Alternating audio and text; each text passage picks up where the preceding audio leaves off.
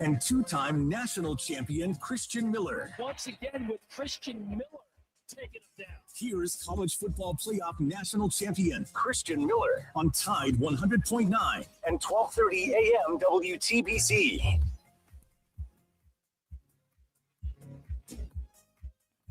And welcome into this Wednesday edition of the Miller's Edge, Tide 100.9, 12:30 WTBC. Hope you guys are doing great this morning. Hope you guys are ready to roll. Got some football talk to dive into. I know we've been talking a ton about Alabama football. Got a couple of spring updates I guess we can throw back at you. We heard from head coach Kalen DeBoer yesterday here on the show. We got to hear him live as he spoke to the media first time this spring as spring practice has officially started. And today they are off, so no practice today. Probably just meetings, some workouts, I would guess. And now they await to head back to the practice field tomorrow, where they will get one in, I guess, tomorrow and Friday before they head out to spring break, which I believe Friday might be the first day in at least shoulder pads. We call that shells, right? So it's not full pads just yet, but if I had to guess, because you do need, I think, 3 practices in helmets, then 1 at least maybe, I guess, in shells to get acclimated. Then they can probably dive into some full pads when they come back. Regardless, pads probably will be somewhat popping Friday. Maybe we'll try to make our way up there at some point. Worst case, definitely when they do get back into action, I fully expect them to hit the ground running. Know they'll have some scrimmages loaded up before A-Day, which is expected to be another scrimmage-like format, which is really exciting. I know a lot of people are fired up about that. About 1 month exactly out. April 11th is the day, 1 p.m. Central Time kick. So we're looking forward to that. Already a month away. I talked about it yesterday. I think it's going to fly by. I think spring, I guess, football will probably be over before we know it. So we got to enjoy it. We'll talk about it. We'll keep discussing it throughout the next several weeks, but we'll talk a little bit too about some of the NFL free agency. I know right now that's a big deal that's going on. I know a lot of you guys also keep up with the NFL. I do myself, not nearly as much as college football, but right now, the draft, some of these other big moments in the offseason, they're always, I guess, interesting to me. And I think when free agency opened up, obviously we're all looking to see where people go. I see my Panthers have made some signings, definitely are throwing some attention on the defensive side of the football, definitely paying a lot of big bucks to some guys to try to help bolster that defense. So it looks like they're trying to now help Bryce Young in that capacity. They helped him out, getting him some offensive linemen the past couple of seasons, drafted some first-round wide receivers. Things are looking to be on the way up offensively. Defensively, though, we got to continue to improve, and that's what they're trying to do. But in terms of some of these other notable signings or deals that are going on, I was talking to Wyatt. We got Wyatt behind the glass today. I think our guy Chase is down bad a little bit. We're hoping that he's all good. But Max Crosby, Wyatt, really weird situation. I know we talked about that briefly before the show started. But as you pointed out, something just seems a little off. And, you know, typically when these deals fall through, which that's what happened, and it initially started with the whole statement, where in a very short statement that was put out on behalf of the Raiders, I believe, that basically just read, hey, Baltimore has pulled out of the deal. You know, we won't have any further comments on the matter. And then it comes out that allegedly he failed a physical, which we all know that's typically what happens with these deals when they fall through. However, I don't know. Something seems a little up to me. And I think Wyatt also agreed. I think he's recovering from, Wyatt, is it a meniscus tear that he had? Maybe he had operation done on the meniscus. Does that sound right?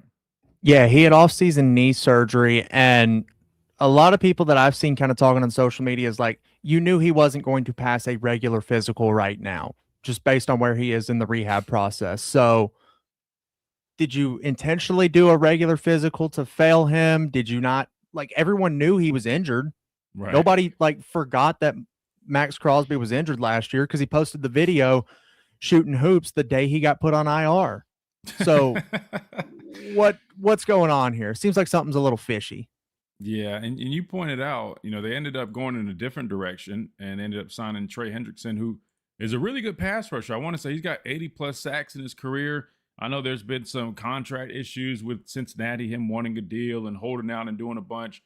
He finally gets a deal with the Ravens. I got to pull it up. I'm not exactly sure the details on it, but to add to your suspicion that things seem a little fishy, that kind of helps that whole case, knowing that they immediately sign a guy in Trey Hendrickson and also will be able to keep those draft picks that they initially were trading for Max, which I believe were 2 first-rounders, which, I mean, those are some big picks. Now, I think the Ravens expect to be contenders are a good team, so they're probably a little bit later in the first round, but still, you can always get some good quality players there. We've seen Philadelphia do it. They typically pick in the later part of the first round, and they've come away with some really good players, Jahad Campbell being one of those guys. So if you can get those picks back, but also sign a guy like Trey Hendrickson, to me, I think it kind of makes a little sense that maybe they were kind of already having, I wouldn't call it buyer's remorse, trader's remorse, but the whole knee injury thing maybe gave them a little bit of an out. So some interesting stuff there, but there's a lot of action going on. It looks like, and I didn't even see this, but it looks like Jake pointed it out. I think maybe the Patriots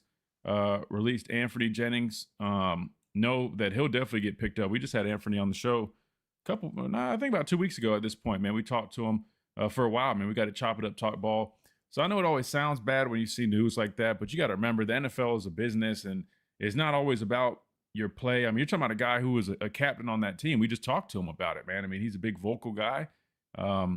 He's definitely going to get picked back up. He's a strong edge setter, definitely has some pass rush abilities, an NFL vet. Somebody's definitely going to sign him. But unfortunately, man, that's how the league works, man. You could be a captain, you can contribute on the defense that, goes on to play in a Super Bowl, but because of numbers and sometimes age, things like that, sometimes you got to go. They end up going in a different direction. But I'm interested to see where he ends up landing, because a couple other former Bama guys have had some movement here in the NFL recently. We talked a little bit about Minkah Fitzpatrick being traded to the Jets. Now, I know we normally kind of laugh at the Jets, or not necessarily laugh at them because they've definitely improved, but you know what I mean? Normally you think about the Jets and you're like, uh-oh. But if you talk about some of the defense, or at least some of the players that they've had in recent years, I know they traded off Quinnen Williams and Sauce Gardner, but listen, they got some good young talent in, Minkah, who is an NFL vet. Now, it's so weird, Wyatt, talking about these guys that I play with as like being like 7-8 year vets, because it really feels like we just were here not long ago. But he's going to be paired up with a young former Alabama DB in Malachi Moore, so that's going to be fun to watch those two guys get to play together in New York. Did Jonathan Allen ever sign to his new team yet, Wyatt? Do you know? He is not. I know he got released by the Vikings after signing a 3-year deal last offseason, but Jonathan Allen, free agent right now. Would love to see him in Green Bay. I know you don't have the best feelings towards my Packers, but of course you would, man. You just want everybody from Alabama with Green Bay. I remember a couple years ago, man, but you actually got lucky because y'all ended up signing Josh Jacobs, Xavier McKinney. I remember you talking about that. You would love to get those guys. Then, of course, you got them. They've been some damn good players for you, too. So I understand the love for Alabama fans outside of you just being a Bama fan and wanting to see them. You guys have some pretty good luck, I would say, with Alabama and Georgia players, for that matter. I feel like former Georgia players that you guys have been some solid players. So, Eddie Lacy was Rookie of the Year his rookie season in Green Bay. Clinton Dix was a Pro Bowl safety for a little bit there. Josh Jacobs, Xavier McKinney, the recipe's there. Draft national champions and good football players from Alabama and Georgia and be like Philly and go play in the Super Bowl. Oh, 100%. I mean, and listen, we had Joe Panunzio on the show, and if that name rings a bell, Coach Panunzio coached here at Alabama for a number of years with Coach Saban, and I think he actually was at one point like player personnel or director of player personnel, something like that, that ended up being an on-field coach when I was here. Great guy, by the way. When I tell you, he's one of the best people you could meet, man. Always looks out for his guys and just a really special person. Well, he's with Philadelphia. And when we had him on the show, I want to say it was last year in the offseason, he talked about that. Look, man, part of our recipe to be a Super Bowl team has been drafting players, like Wyatt just said, from the University of Alabama, the University of Georgia, to storied programs, especially in recent years, with a lot of success, a lot of talent. And they typically have a lot of luck. I wouldn't call it luck, but they have a lot of success when they do add players from those schools. And you look at Philly's defense, I mean, half of it does consist of former Alabama and Georgia players.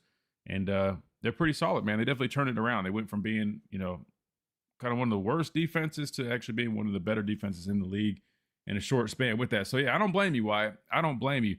The other one we didn't talk about, by the way, is Tua. Former quarterback Tua Tagovailoa. He's coming, I wouldn't call it home, but about as close to home as he can get outside of the Saints, as we don't have a pro team here in Tuscaloosa. He's going to be with the Falcons, and he's going to be paired up with Michael Penix. Wyatt, I'm curious your thoughts on that. I know, Penix is a young up-and-comer. I know they're excited about him. They got two lefties now, kind of, interesting with that whole deal. You think they're bringing in Tua to really push Penix for that job? Do you think it's going to be, how do you think they brought him in as a, solid backup? I mean, what do you think that the plan is with Tua signing with the Atlanta Falcons? I think it's more of a safety net, right? You've got two left-handed quarterbacks there, so if Penix is your starter and he goes down, not everybody's having to completely shift their mindset to now we got a right-handed quarterback in here versus you got the two lefties there. I think it's more of just a safety blanket. You've got a veteran quarterback who's seen things in the National Football League. He's shown promise before because 2 years ago he orchestrated the top offense in the NFL.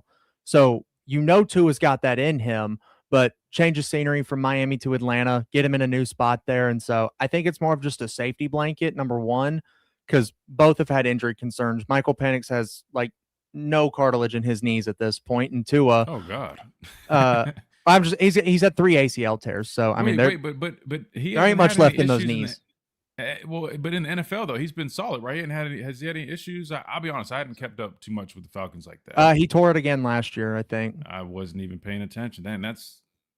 Okay. Well, yeah. Well, now that you say that, it definitely makes sense. I think they're probably bringing Tua in to compete at that point. Now that you say, I didn't realize it was a knee injury that he golly, man. I mean, that's either just bad luck or it just kind of was like a compound effect. Again, knock on wood, and I've been fortunate. I never dealt with any knee issues like that. I've had quad tendonitis, and that alone was very frustrating to deal with. But having to have an operation like that, it's tough. But to have 3, I mean, at quarterback where and he's not asked to run a whole bunch. I think it's okay. If we're talking about like running back or receiver, that might have been raps. Man, yeah, that's tough, man. At quarterback, though, I think he should be okay. But yeah, I think Tua definitely have a chance to compete for that spot. But you made a good point. 2 lefties, they don't have to adjust as much if you do make the change. And believe it or not, that would be kind of, because the blind side naturally shifts, right? With the lefty, it's going to be on the right side. So that is kind of interesting to think about. I don't know, man.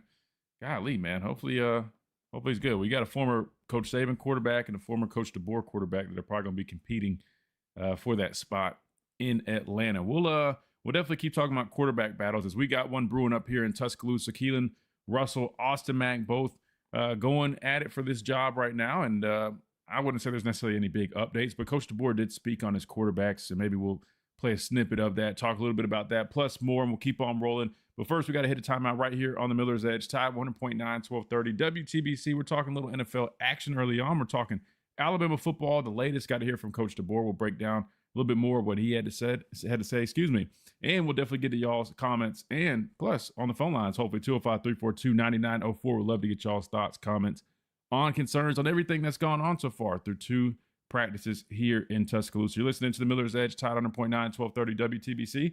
Quick timeout. We'll be right back.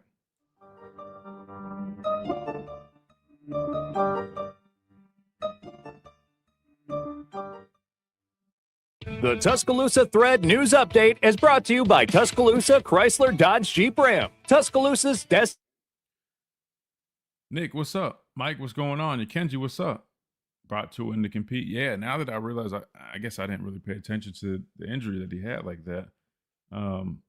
Yeah, without a doubt, man, I think he'll definitely compete. Jake says Wyatt Pat's got Romeo Dubs. And I'm heated. Talk me off the ledge. I'm gonna lose it on my Pats here. Crystal, what's going on? Roll Tide, what's up? It's sunny there. I think we got good weather here. I was outside earlier and it looked good. I know it was was it storming yesterday or the day before? I know there's been some stormy weather, but I think right now it's sunny this way too. Arthur, what's up? Calvin, what's going on, man? E. Burgess, what's up? Happy hump day. Man, let me confirm. We should have Gray on here. Let me see if he's still good.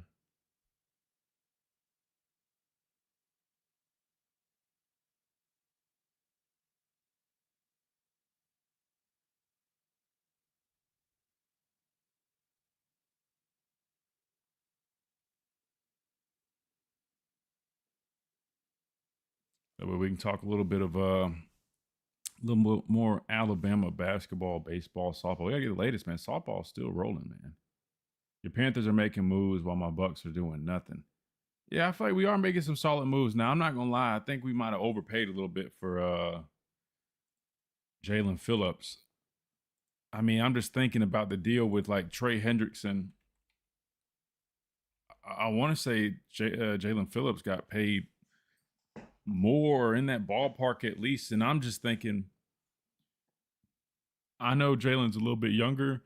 I mean, I know he had that, Achilles injury. I think he came back solid, but I mean, I think he got a massive payday, man. I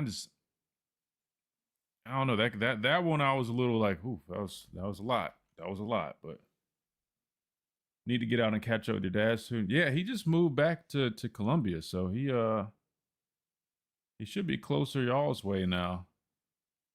Let's text him and see where he's at, man. That dude there. He said he was going to start jumping on twice a week, but I think he's been trying to get stuff ready for his golf tournament. He does a golf tournament for his ministry around, I want to say maybe in May. So I know he's been working on that. But yeah, I know he'll definitely be glad to link back up, man. He enjoys all those little smoke shops, little cigar shops, I should call it. That's probably a better term. But he loves kicking it in there, hanging out, man. That's where he hosts his Bible study. So, like smoke break or something. I think, what's the name of it? I forgot what he called it. I mean, cool idea for guys that enjoy that whole deal, man. Haven't had a cigar with him in a while. Yeah, May, that's right. And I know he's got the whole Monday after the Masters thing coming up as well. I don't know if you ever have attended that, but he loves that whole deal.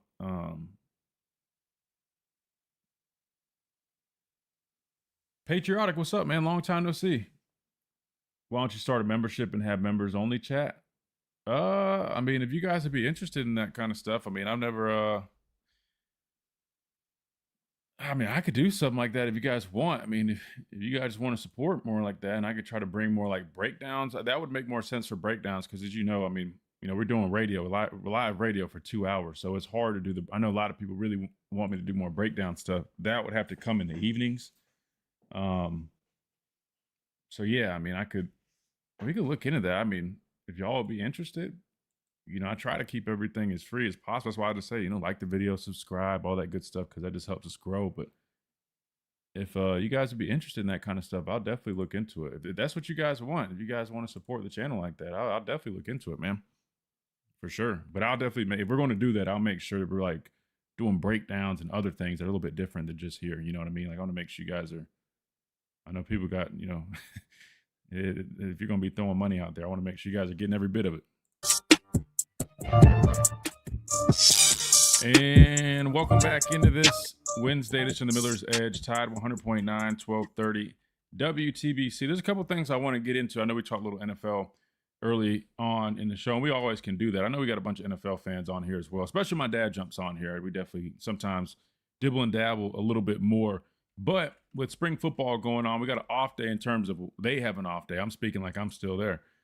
They have an off day today, so no practice, but there will be another practice tomorrow and on Friday. Now, we will get some B-roll from tomorrow's practice, I believe. So for all you guys that love seeing the clips and getting, a true glimpse of what's going on, we didn't get one from yesterday's practice, but I want to say it's scheduled for either tomorrow or Friday, one of the two. So we'll have some more clips to go off of and really break down, which is funny because I've always been the type where I've always said, man, you're not going to be able to get much off of these breakdowns. But to be fair, though, it is fun with so many new faces to try to pull up the clips and actually get to look at it with you guys and say, all right, man, let's get a look at this guy. Let's get a look at this guy. So I will say in that regard, it is pretty fun to do. But we got some people that are kind of throwing their thoughts and comments out regarding Alabama football. Not just Alabama football, but all football teams. But, of course, Alabama football. One of those being y'all's favorite, Greg McElroy, man. He was breaking down SEC teams on where they're at going into the spring, and he's breaking down all teams. And the first team he started with, I think he's going in alphabetical order, if I'm not mistaken. So it was Alabama. And you guys know I like getting other fresh perspectives here on the show, letting you guys listen to and pretty much other voices than myself, just to kind of mix it up. So we'll hear from him. And by the way, Wyatt gave us a quick note and update real quick regarding the schedule. Tomorrow is actually a full media viewing session. I want to say from the looks of the schedule, last time I looked, I think it's like one of only two for the media to go out there. So Not only will we get B-roll, is that right, Wyatt? There's only 2? Yeah, we get tomorrow, and then we don't go back out until I think like the week of 8A. So it'll be a while before we get to see him again. So they cut it down pretty drastically, because I think last season or last spring, or was it just the first spring? Was it last spring you guys still got to go out there probably a couple times a week, or is that wrong? Even in the fall, even in the fall, we still had, 15 total practices. I'm going to make it 6 or 7. We got to see about 6 or 7 practices last fall. Felt almost weekly, close to it at least. Just about, yeah. And so maybe they got some things in the works, and they don't want the media, blowing the whistle on anything. No, if I'm being honest with you, if I had to guess, man, listen, I think sometimes, and let's just be honest, this offseason, there's been a lot. They've after the whole Indiana game, I feel like there's just been a lot of conversations being had. And to your point, I think that also could play a little bit of a factor as well. A lot of new faces. Maybe they're kind to try to keep things a little bit more tight. It's just interesting because remember the first year Coach DeBoer got, well, let's circle back a little bit. With Coach Saban, it was like, there might as well have been an electric fence around the building, man. There was hardly anything coming out of that camp, right? And then Coach DeBoer got here, and it was like they opened up the floodgates. And I remember just thinking in my head, I'm like, man, this is like foreign to me. Like, I've never seen it like this. But it kind of made sense because, I think they were trying to familiarize themselves with the fan base and all that. After the first year, I think it kind of cut back just a little bit. And then now it's cut back even more. And if I had to guess, and just kind of going off of the vibe I've gotten from speaking with people, I think they probably have started to understand. We talk about Coach DeBoer adjusting and adapting. I think probably one thing he's probably starting to understand and realize is there's maybe a reason why things were probably cut back a little bit when Coach Saban was here. So that's probably why they're starting to lean a little bit in there. But regardless, though, like you said, you get one tomorrow, which would be cool. So we will have plenty of content, things to talk about. Plus, offense will speak to the media. So we'll get to hear from Ryan Grubb at length. The only time we've heard from him since the season was like that high school football quarterback club. I think he just did like a 2-minute deal with the news, like sportscast or something like that. But he will speak to the media tomorrow. Hopefully, Wyatt, I'm going to challenge you because you'll be up there. Please be like Charlie. Ask a good football question, Wyatt. We don't want to hear the mindset like that. That's cool, Wyatt. Let them get that out the way. But please ask, something, I don't know, technical about the run game or about the guys. Please, I'll put you on task to do that because I want to get some answers like that. Maybe if I have a question, because I can't do it. I'll be on the show unless I'll FaceTime you. How about that? Maybe I'll FaceTime you. You just turn the phone up there and I can ask. Or do you have any questions in mind that you might try to ask them? I know it is kind of like it's hard though because you guys are all kind of like trying to get the question out though. I'm saying it's all like just a media scrum and Coach DeBoer. Coach DeBoer can go for 20 minutes. It feels like we get a whole second head coaching press conference when Kane Womack steps up there. It feels like Kane Womack would go for 45 minutes if they'd let him. Ryan Grubb's like 5 minutes maximum. No opening statement, just a couple of questions. All right, we good? I'm out of here. So you got to be quick with Coach Grubb with those questions.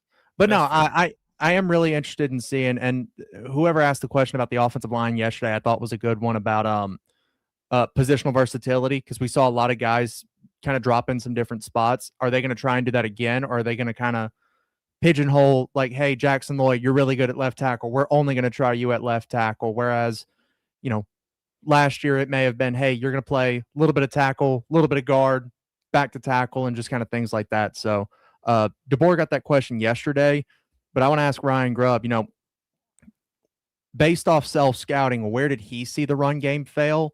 And what are you trying to do to get better at that? Was it a blocking scheme? Was it guys not executing at a high level? Was it footwork? Like, what was it that you kind of pinpoint and say, that's why the run game failed last year? I like it. Listen, I like it. And let me backtrack. I don't want to sound like I'm like making fun of people asking questions. There are some good questions. Don't get me wrong.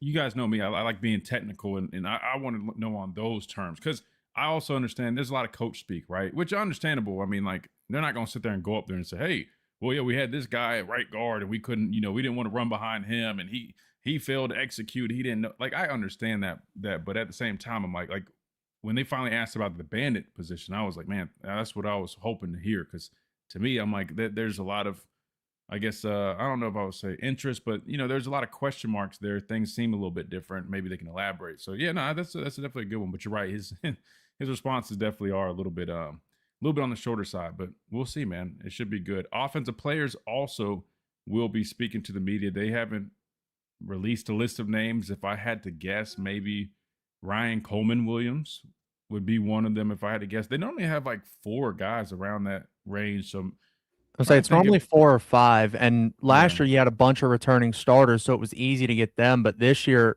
you got 3. So are we going to get? It's not going to be a quarterback. I'm telling you that because I know how they are with that. Yeah, they won't let They already told me that last season. That when there's a quarterback battle, they don't really want the quarterback speaking. So who do you think the other guys will be? They didn't let Ty talk until 2 days after it came out that he was going to be the starter. Right, I'm not expecting. He was like a 4th-year guy too. I mean, it's not. You know what I mean? Like it's not. He's young. Yeah, I'm not expecting any QBs. I'm expecting Ryan Coleman Williams. Daniel Hill, maybe. Probably Daniel Hill, and then one of Michael Carroll or Caleb Edwards, just because those are your other 2 starters that are returning from last year. Transfers doesn't seem like they're going to let transfers get a couple of reps, couple of games in before they really start to let them go, and then the rest are all new guys or freshmen. So dang, I would expect Daniel Hill, Ryan Coleman Williams, one of Michael Carroll or Caleb Edwards. I wouldn't hate Lottie Brooks. I think that'd be a fun one. Oh, that could be a good one for sure. I mean, now that you say it, it's kind of, I wouldn't say it's concerning, but when you talk about like leadership on that side of the football, I didn't really think about it until now. Well, I guess I have, but not really at length. But that is a little bit of a concern when you think about that. Why that it's hard for us to come up with, you know what I mean? Like guys that you're going to say, oh, those are older leaders on the team. Like they'll be the ones they choose. I'm having a hard time coming up with 4 or 5 guys. Like I mean, Daniel Hill, Ryan Coleman Williams, and yes, I just keep repeating that so I get used to saying that. I'm trying to Lottie Brooks. I mean, those 2 receivers, offensive line wise. I mean, yeah, I guess Michael Carroll would be a good one, but I mean, maybe they do let a transfer speak, but I feel like it's a little early for that. Like you said, I don't know. Regardless, you get to hear from them, and we'll play those. So Wyatt will be up there. Wyatt, maybe you can. Well, you can't. That's the only problem, man. You can't bounce around because they do it at the same time. We'll just do what we always did. Like last year, I think like Bam Online will post the clips. I don't know how they must have like multiple people. But they normally have like a few different interviews. We'll hear from them. We'll play them. But I'll have somebody with me, so we'll be able to get some good stuff. I expect UA to release Ryan Grubb, so after I ask a question, I may go ahead and step away if they've got players out already. But we should have some content coming out tomorrow from it. Yeah, well, we'll definitely be on the lookout during the show because yeah, that'll be good. I want to hear from everybody as much as we can, man. That's always good to hear. So let's do this. Let's hit a timeout to stay on schedule. Then when we come back, we will hear from Greg McElroy giving his spring thoughts on Alabama. Again, quite interesting, man. I feel like the past year or so, I don't know, man. He's definitely had a change of tune, man. He's very, very positive. And I've been. Let me be clear. I've always been the one to say I think people are a little bit too hard on him being objective with his job. I think that's part of it. But I don't know. He seems real positive. I'll let you guys hear his outlook on the team when we come back, and we'll keep on rolling. We'll have Gray Robertson joining us around the top of the hour, get an update on all things Alabama athletics as he does call, I mean, literally probably every athletic team here on campus. So we'll get the updates and the latest from him. We'll keep on rolling right here on the Miller's Edge, Tide 100.9, 1230 WTBC. Quick timeout. We'll be right back.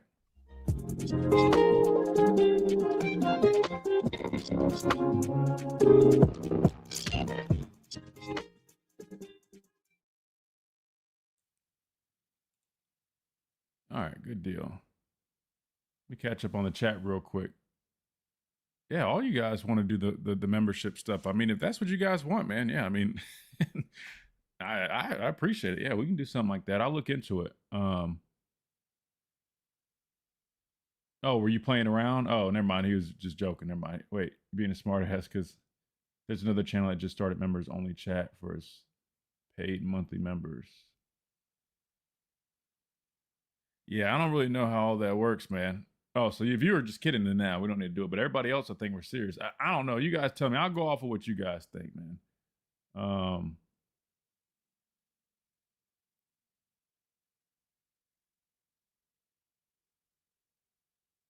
Yeah, I don't know. I'll go off what you guys think. If you guys want extra stuff like that, then I can definitely look into it. But I don't want to.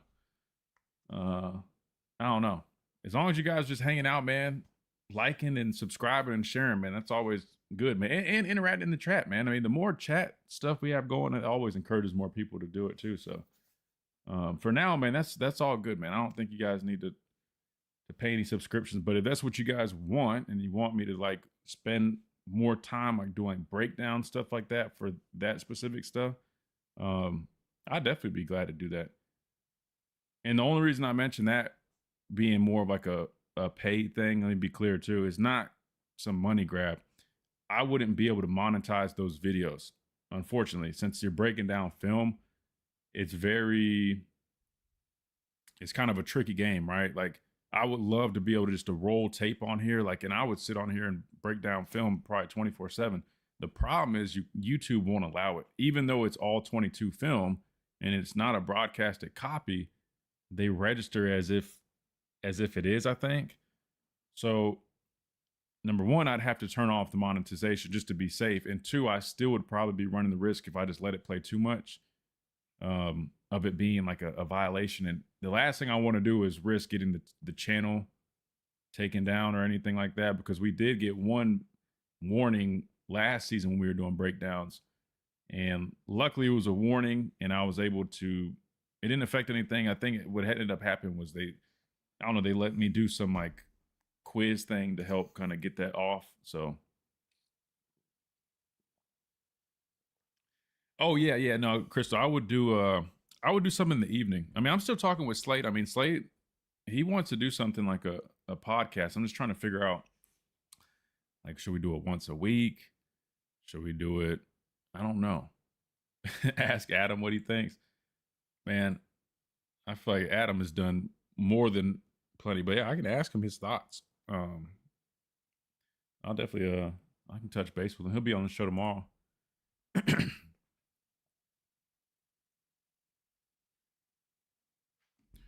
He'll be on tomorrow.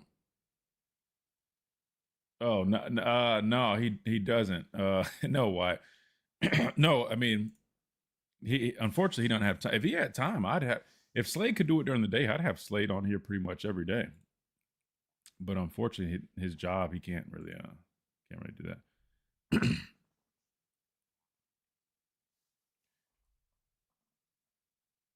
And welcome back into this Hump Day edition of the Miller's Edge, Tide 100.9, 1230 WTBC. We're talking really about a number of things right now. A little NFL, a little spring ball action, but now we're really going to dive into some spring ball action as we're going to hear a different voice, different perspective real quick. We're going to go to another former player, Greg McElroy, and hear what he thinks about Alabama football as they, I say head into the spring, but now have officially started the spring, and he's doing a breakdown with spring questions for all SEC teams. And Alabama kicks off his list, so we're going to go ahead and go to him and hear what he had to say regarding his alma mater, the Alabama Crimson Tide. Kick things off with some spring football conversation in the Southeastern Conference. Here's our previews.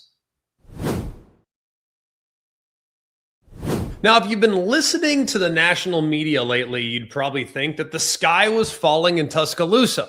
But here's the thing about it, and being an analyst, you have to look past the box score that we saw last year at times and kind of see the blueprint. And from where I'm sitting, the 2026 Alabama Crimson Tide, they're not necessarily going through a rebuild.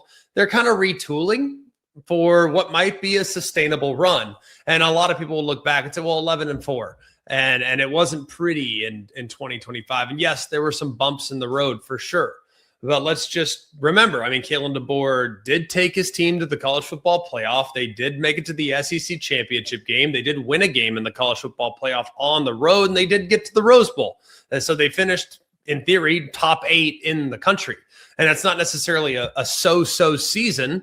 It was a coach in his second year that kind of found his footing a little bit in the SEC, and it does feel like the arrow in the future could be pointing up.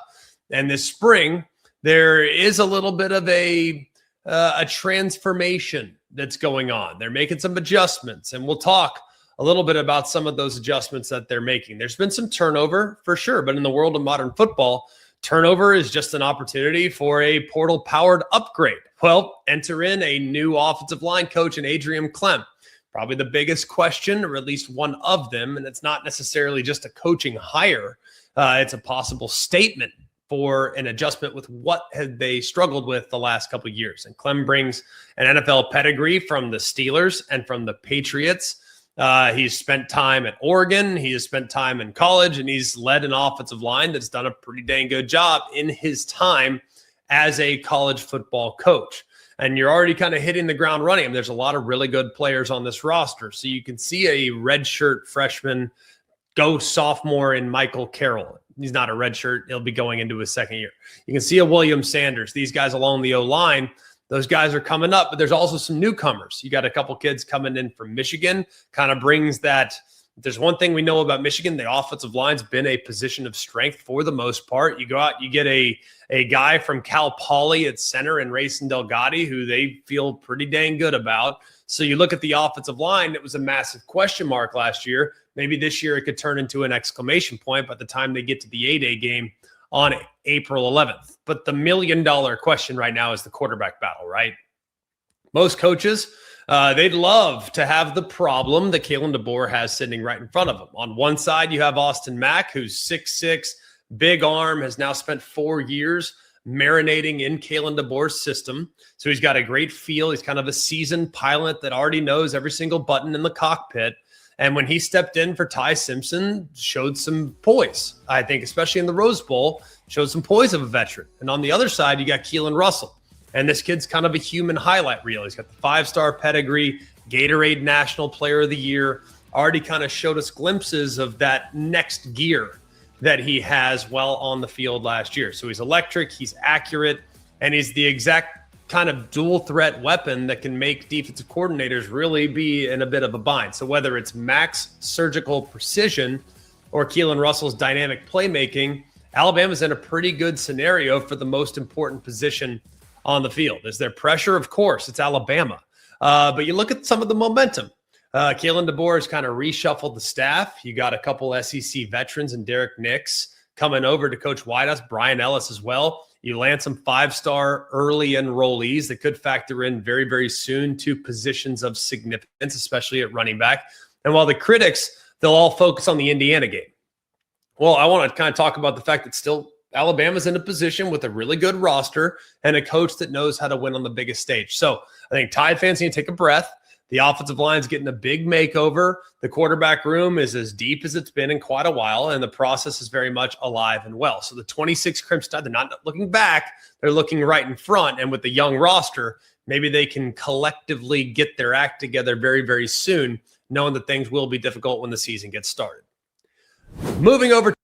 All right, so that was former Alabama quarterback Greg McElroy giving his thoughts on this 2026 Alabama football team as they are very shortly into the spring football period. Now, as you guys heard, a lot of positive comments, and he's very optimistic about this football team. Wyatt, he kind of was combating what a lot of national pundits have said, or at least come out and said, as they previewed this Alabama football team going into the 2026 season. I have to say, I agree with a lot of what Greg is saying, meaning that I also heard a lot of the national pundits, whether it be Joel Klatt or trying to think of who else. I think Josh Pate was somewhat high on Alabama, but there's been other national pundits that also kind of view Alabama in that light that, hey, they had a bad showing towards the end of the season. They lost a number of pieces, whether it's to the draft or the portal, and now they're replacing a lot of, there's a bunch of new guys, a lot of new faces, a lot of youth on this team. The whole, and it's interesting. It's all about perspective. Greg looks at the whole deal with the offensive line right now is, you're basically having a whole reload at offensive line as if it's like, hey, they're immediately going to be much better, right? Because you're replacing guys. But others are saying, hey, those are question marks because we don't really know how those guys are going to be. They could be better. They could be about the same. Technically, you never know. They could be a little bit worse. I know people think it's impossible, but you just never know. And then they look at the quarterback situation where, from Greg's standpoint and others, they feel that, hey, you got two really young, talented quarterbacks, and while they are young and you expect to have growing pains early on, there's no denying the fact that they're talented. Even though a lot of people do still feel that experience beats talent, at the end of the day, it's not, like a one size fits all deal. I mean, you can still win a lot of football games and make a run with a young, talented quarterback. It just isn't always the most common thing, but it's possible.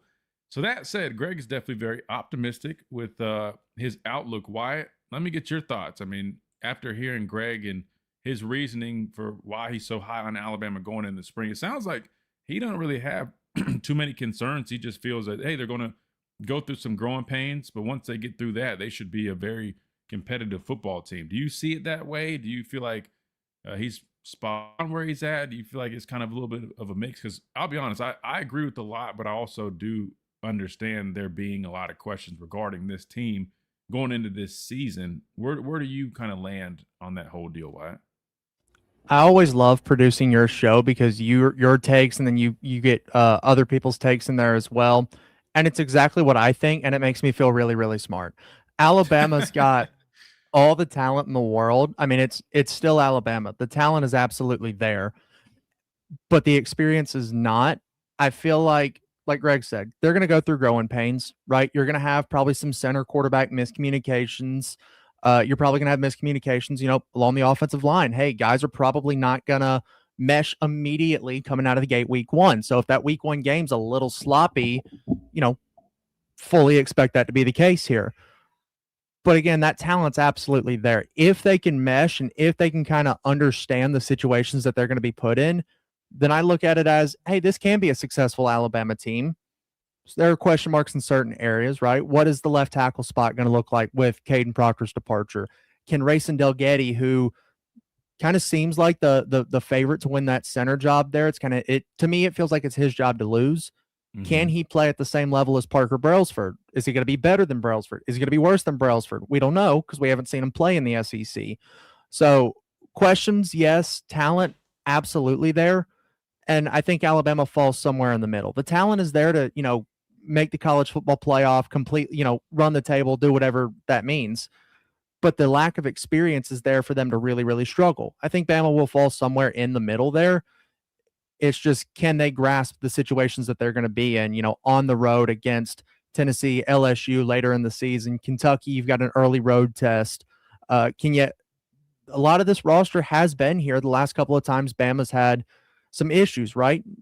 80% of this roster was at the SEC championship last year against Georgia. They know what that was like.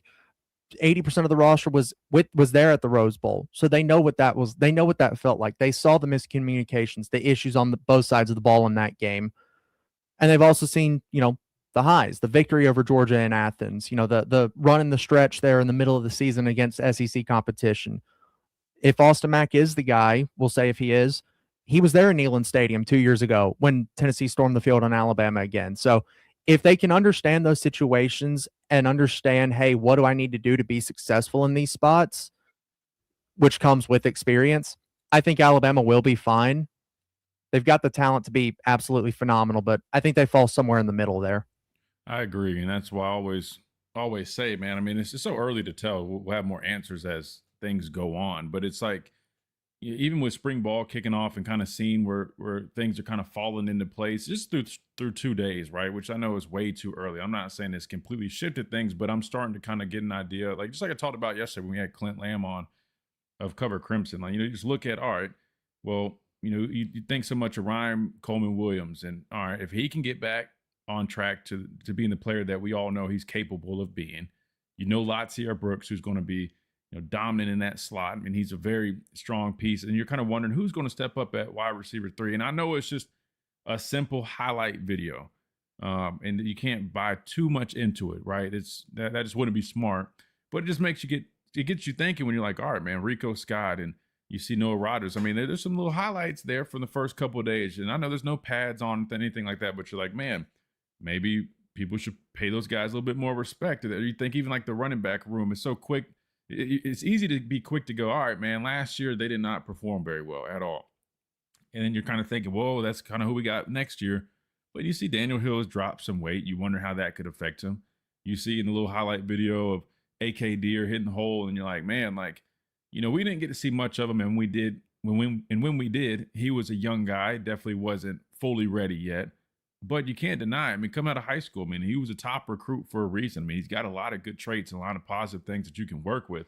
Maybe he does have a drastic development and he goes into this next season a totally different football player. And if a big if things like that can happen, if, like you mentioned, like the offensive line is able to start to really mesh and gel and come together, even though they might not be as talented as some other units, maybe that hunger and that drive really fuels them. And if they can find a way to make up for some, I'm not saying that there lacks talent in the offensive line room, but I'm just saying realistically, like they're a young group with potential. They don't really have many receipts, but sometimes it's not always about that. Especially with the offensive line, I've seen offensive line groups that consist of guys that weren't top recruits by any means, but they work extremely hard. They play well together. They're nasty. They have that edge. And it makes up for a lot of the physical traits and tools that they might lack compared to some other schools. For example, Iowa, I think, won the Joe Moore Award last year. I can almost guarantee you, and I don't know this, but I don't think Iowa recruits as well as a lot of these other schools. I would be willing to bet if you look at the average star rating, which you should not lean too much into, but if you want to go off that, I guarantee those guys were probably rated or ranked a lot less compared to a number of other schools, and they ended up outplaying those guys. Similar to, Washington's offensive line when Coach DeBoer led his team to a national championship game. I don't think that offensive line consisted of a whole bunch of 5-star guys. As a matter of fact, they probably were 3-star, maybe some borderline 4 stars, but they, were coached up well. They played well together. They fit what they were trying to do, and they ended up, benefiting from that. So if this team can find ways to really capitalize in those areas, I do think they could end up surprising some people on the outside and playing a little bit better. They're still going to have challenges because it's not like they have an easy task in front of them. I mean, you look at who we got to play. LSU, you expect them to be a solid team, even though they've got a bunch of new faces, but you're just looking at the guys that they brought in. You're like, man, they got some pieces, right? Lane Kiffin's there. You got to go on the road there. You got to go on the road and play Tennessee. I mean, there's a number of challenges ahead of you that if you're not quite at that point that you need to be at, you could find yourself in some sticky situations. And we know, like Coach DeBoer has always said, I mean, a lot of these games are going to come down to one possession games in the fourth quarter, right? Or late in the game, right? A play or two here or there. You look at some of the games we even won. Those also could have been losses. South Carolina, back-to-back years, narrowly escaping the Gamecocks, right? So it's all about little details. And I think that was always, in my opinion, over the last couple of years, not to be comparing DeBoer's teams to Coach Saban's teams. I know people get tired of that, but just being completely honest, one of the things I feel like the last couple of teams we've had here have been lacking was a little bit of those critical details. Just my opinion, right? And I think that should be a point of emphasis, which it sounds like it is. I think that's something that they definitely want to clean up on. We got to hit a timeout to stay on schedule. When we come back, we'll have a quick break before we get Gray Robertson on the phone lines here on the show. 205-342-9904 is the number if you guys want to get in on the action. You can always tune in to our streams at the Miller's Edge on YouTube, X now as well, and also Facebook at Tide of 100.9. And don't forget, of course, radio on the app. Download that. Completely free. You can listen to any show anywhere you're at, plus leave app messages and easily call in just by hitting that little button they got right there. We got to hit the quick timeout. We come back. We keep on rolling right here. Tide 100.9, 1230 WTBC.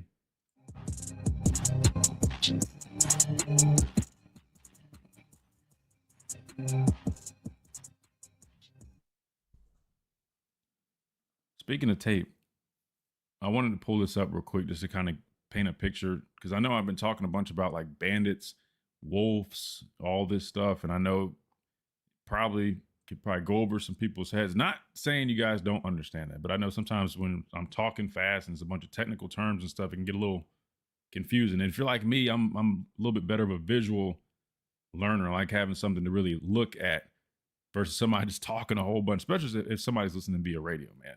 So that said, so when I talk about like all these situations and things I've been mentioning, like, hey man, as a wolf, as a bandit, there's different things that apply and that are expected, out of these positions. At least in the past they've been. I think it could look a little bit different, but this is what I'm referring to. So here's an example. This is our defense. This was, I think, 3rd and short. So while it is a 3rd down situation, it's 3rd and short, right? So they're just a nickel here, right? 5 DBs, 2 linebackers, 4 defensive linemen, right? It ends up really playing out like a well, you could almost call a 3-3. It's still 4-2-5, same thing, but the front ends up, it's a 3-man front. you got an odd front, and with Yanze, he's going to tear the front, which just means he's walking out, right? So he's in that apex out there.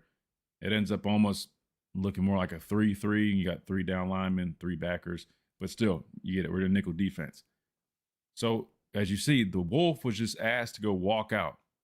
So he's playing in space, right? Let me go. As a matter of fact, let me go back so you guys can see the wide copy. So this is, I'm trying to show you guys, but it keeps showing that.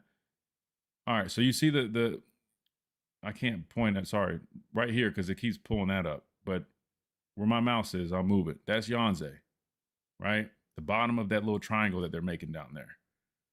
So as a Wolf, there are going to be moments where you're expected to go walk out and play in space. That's where the Wolf ends up mimicking a little bit of what we call the Sam, right? You're tearing the front, you're having to play in space. So when we talk about the differences between Wolf and Bandit, this is what I mean by they're not necessarily interchangeable. Would you want LT Overton? Like, did they ask him to drop in coverage every now and then? Sure. But you don't want him doing this more than he needs to be doing it, right? You don't want a 275-pound guy going lining up in that apex. The Wolves are going to be asked to do that. Now, let's look at the other side. The Bandit. When I talk about guys being in somewhat vulnerable positions or maybe not favorable positions, I know it doesn't seem like much, but this is what we call a 4-eye technique. Why is it called a 4-eye? Head up on the tackle is a 4, right? Outside shade is a 5 technique where you commonly see defensive ends line up. I like that hand to foot, right? Or you can have a loose 5, a little bit more loose. But a 4-eye is literally inside shade of that tackle, almost borderline what looks like a 3 technique, right? This is what we call a tight front, right? You got a 4-eye, a 0, and a 4-eye. So when you guys hear me say tight front, mint front, this is what I'm referencing. And as a Bandit, if they line up in any of these odd fronts like this, you are expected to kick down in the 4-eye. And this is why I say it gets tricky, because you don't necessarily want a 245-pound guy in that spot. That's not favorable for him, if that makes sense. So I just wanted to put that picture up on the screen. That way you guys could have a visual of what I've been talking about. All right, here we go. I'm going to bring us back.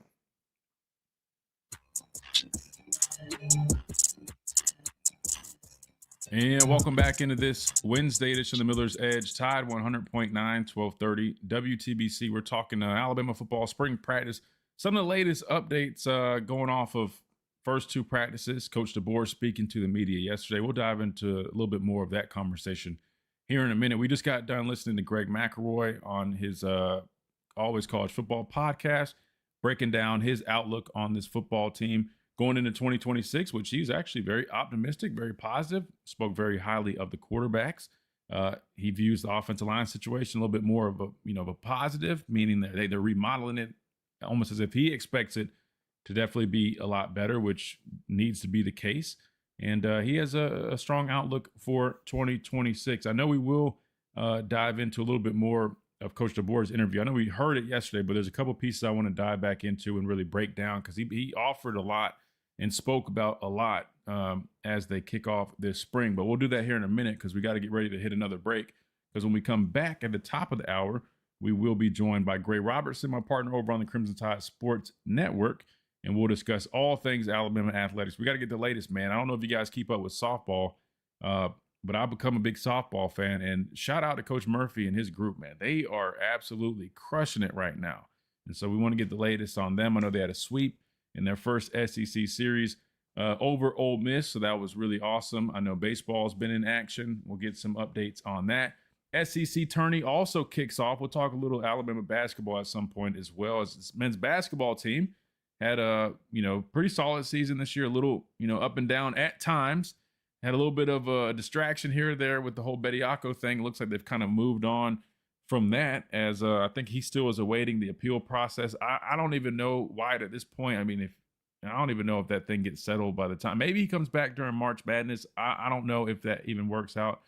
According to Adam, our official representation, who is a lawyer, he doesn't feel that he has much of a chance on that. But we got plenty more coming at you. Plus, something that also just came up, man. Shout out to the Dynasty. They do a great job podcast with Chris Stewart, AJ McCarron, and Trent Richardson. It looks like he spoke on that quote that went around and was circulating on social media. I don't know if you guys saw it, but we'll talk about it. a fake page that basically made a fake quote about Trent saying that he was getting paid while he was here. And it looks like he addressed it on their show, The Dynasty. So I want to play that clip here and discuss that a little bit more. But first, we got to hit a break. We'll hear from Gray Robertson. We'll keep on rolling. All that coming up right here on the Miller's Edge, Tide 100.9, 1230 WTBC. Quick timeout. We'll be right back.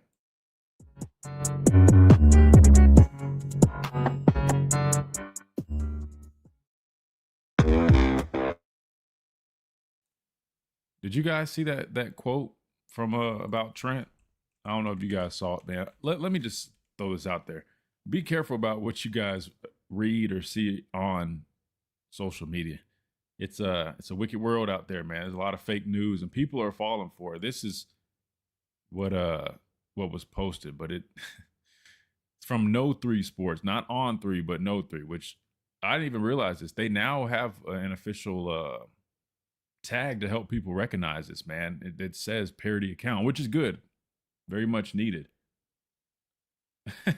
Yeah, like why I just typed in here in the chat on my end.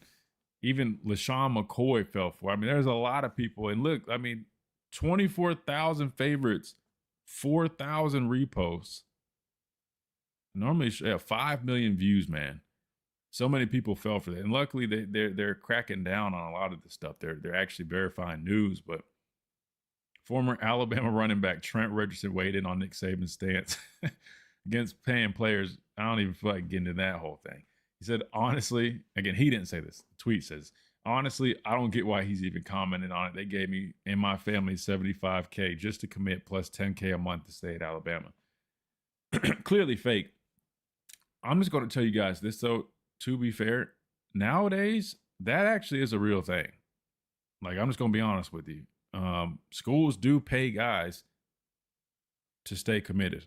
That again, so when we talk about fixing this whole landscape, you know, some people talk about it in the sense that people are trying to take away from players. I don't think that's necessary. I mean, we shouldn't be in a league where we're doing stuff like that. But that is a thing that I can tell you guys. I know of schools that have paid players to be committed to them and to commit. So while this is a fake quote regarding Trent, unfortunately, that is a real reality. Like, recruits do get paid. I'm not saying all of them, but that's a thing that's going on right now. And I guess they kind of wrap it up in some type of NIL deal. I don't know, but yeah, that is crazy. We'll talk about it. Yeah, shout out softball, man. They still are undefeated. It's crazy, man. All those people that were trashing Coach Murphy last couple years and saying it's time to move on. I think it's a good lesson, man. Sometimes you just got to just trust the process and just kind of let things play out. Do you have Gray's number, Wyatt? Do I need to send it to you?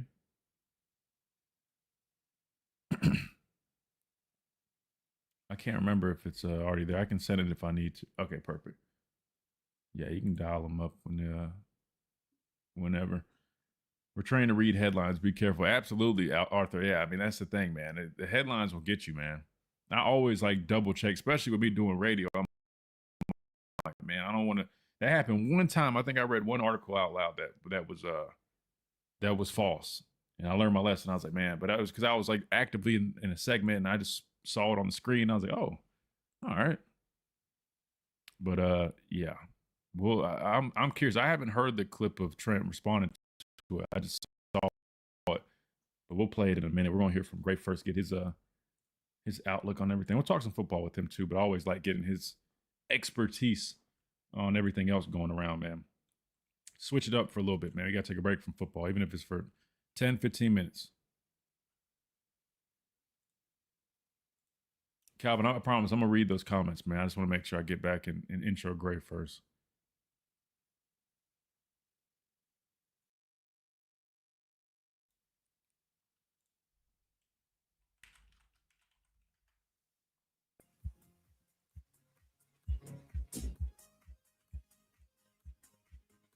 And welcome into hour number 2 right here on the Miller's Edge, Tide 100.9, 1230 WTBC. We've been talking a little NFL free agency early on, talking some Alabama football. The latest going on with spring practice, 2 practices down, a couple more to go this week before the guys head out to spring break. But now we're going to segue a little bit. We'll still talk some football with our guy.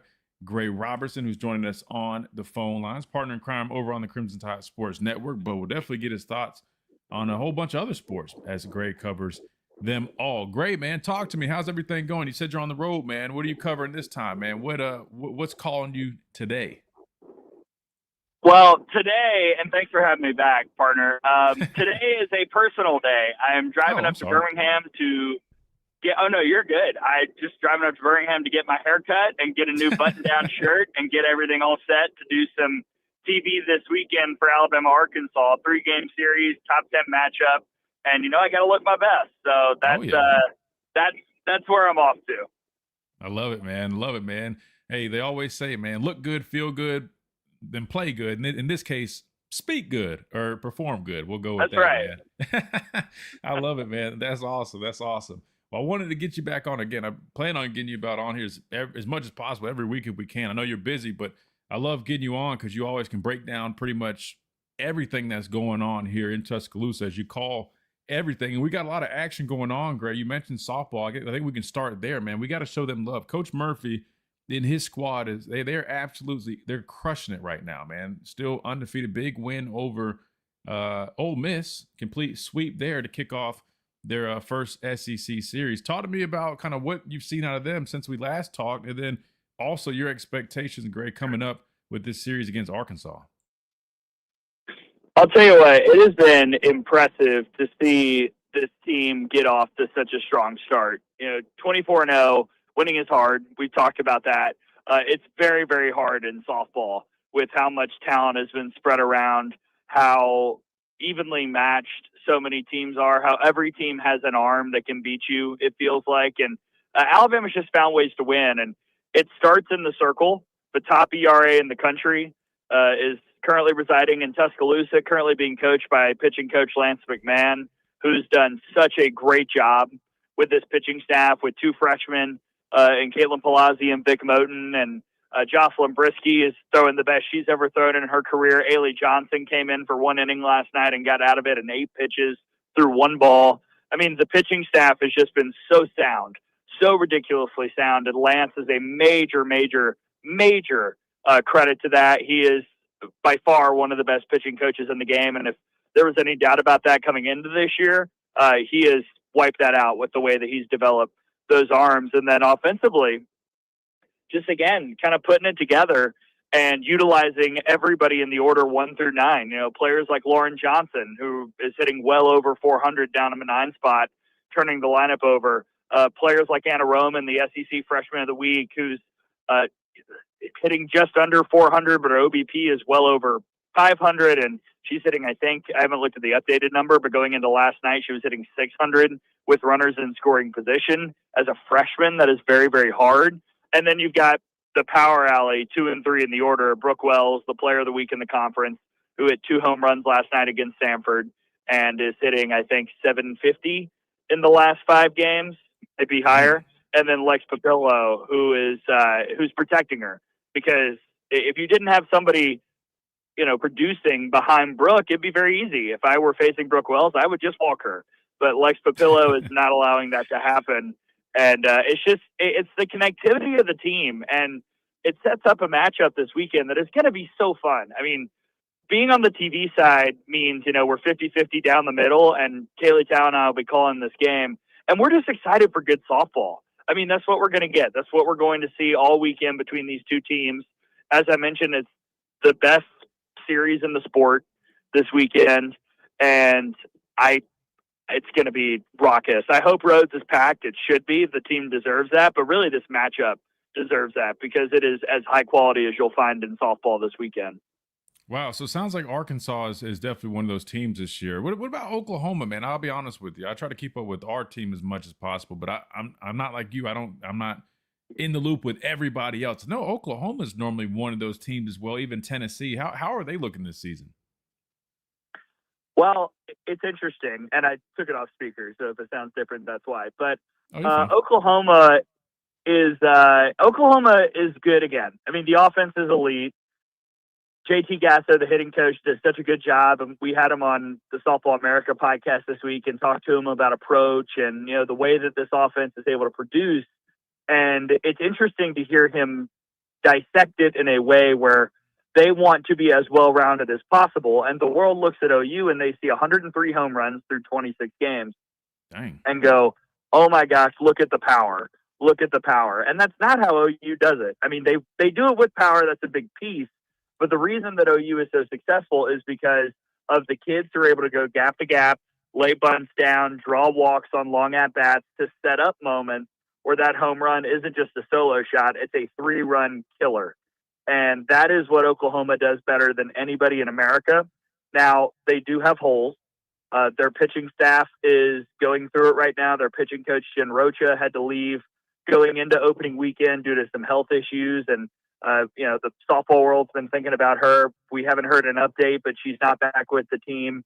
So they've kind of had to rely on Audrey Lowry, the lefty sophomore, as the ace. And then it's kind of a guessing game when anybody else is pitching. Sometimes it's good, but sometimes it's really not. So I'm not sure what types of games Oklahoma will be seeing in conference play. I would presume shootouts. But if Oklahoma has to win a shootout, they're probably the team in America best equipped to do that. And then Tennessee, you mentioned them, big week for the Lady Vols. Last week, their ace, Carlin Pickens, against Belmont in the second inning, threw a pitch, pointed at her shoulder, and then she was pulled from the game. And Karen Weekly has said that's a day-to-day thing, which softball fans know could mean maybe she's back tomorrow, maybe she's back on May 12th. I have no idea.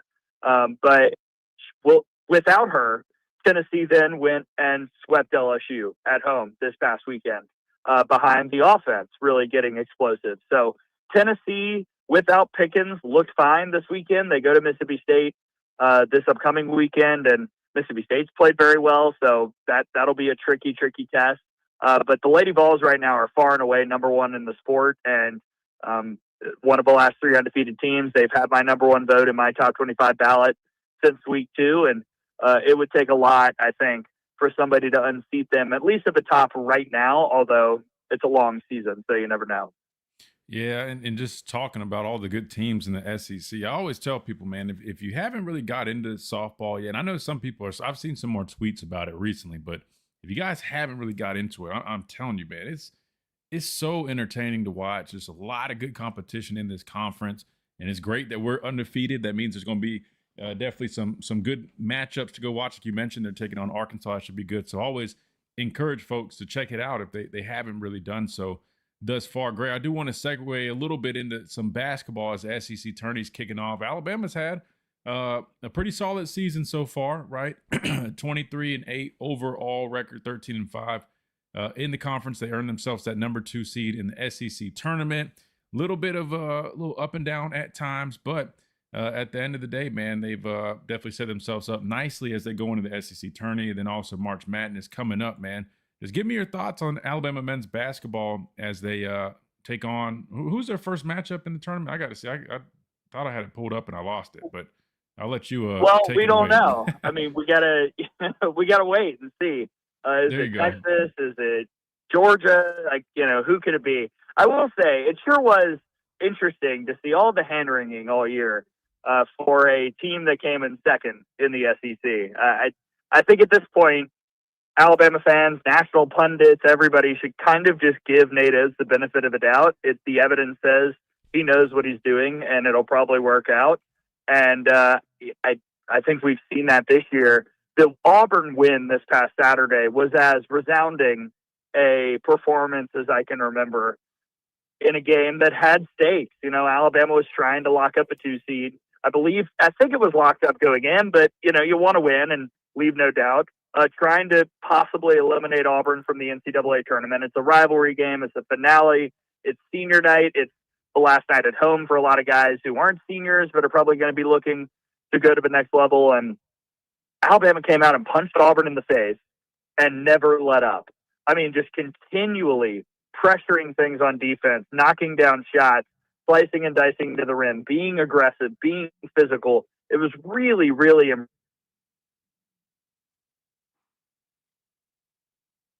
best ball. I know that there was the blip in the radar at Georgia, but you look at, again, the season-long evidence, it's hard to not think that right now in the last month, Alabama's played their best basketball, and you would much rather peak going into the postseason than peak in December or January. So if you're an Alabama fan, you feel really, really good about where they are. I think that, a couple wins in the SEC tournament up in Nashville, which is, as you said, underway today, you're probably a good 3 seed in the NCAA tournament. Floor is probably a 4 seed, even if you went one and done this weekend. So, and then you keep it up in the NCAA tournament. You never know what kind of run a NATO's team is capable of. Great. Let me ask you this. I know there's some people that I think majority of the people are bought into Coach Oates. I mean, I think he's arguably the best basketball coach that we've had here in Tuscaloosa. I mean, he's had, success over the last several years ranging from SEC championship victories to making it deep into the March Madness consistently. But there's some people that still aren't really sold on his style in order to really win it all, right? I don't think they're saying that he can't have success or he can't make runs, but they have their doubts. I think he even responded to this comment at his press conference. What say you in terms of how they play? The people that think, they only live and die by the 3. They're not necessarily built to win it all. They can be good, but maybe not good enough. What do you think about that, Gray? I think that it's hard to definitively. I think the style can work. We've seen it work go into the Final Four, and the only thing that stood in their way was a UConn team that wasn't going to be stopped by anybody. I think, personnel can beat styles, and if another team just has better personnel than you, then it really doesn't matter what style you're playing. They can beat you. But at the same time, Alabama's style, I think, is actually helpful in tournament play because the gift of the NCAA tournament is you get rewarded if you get hot.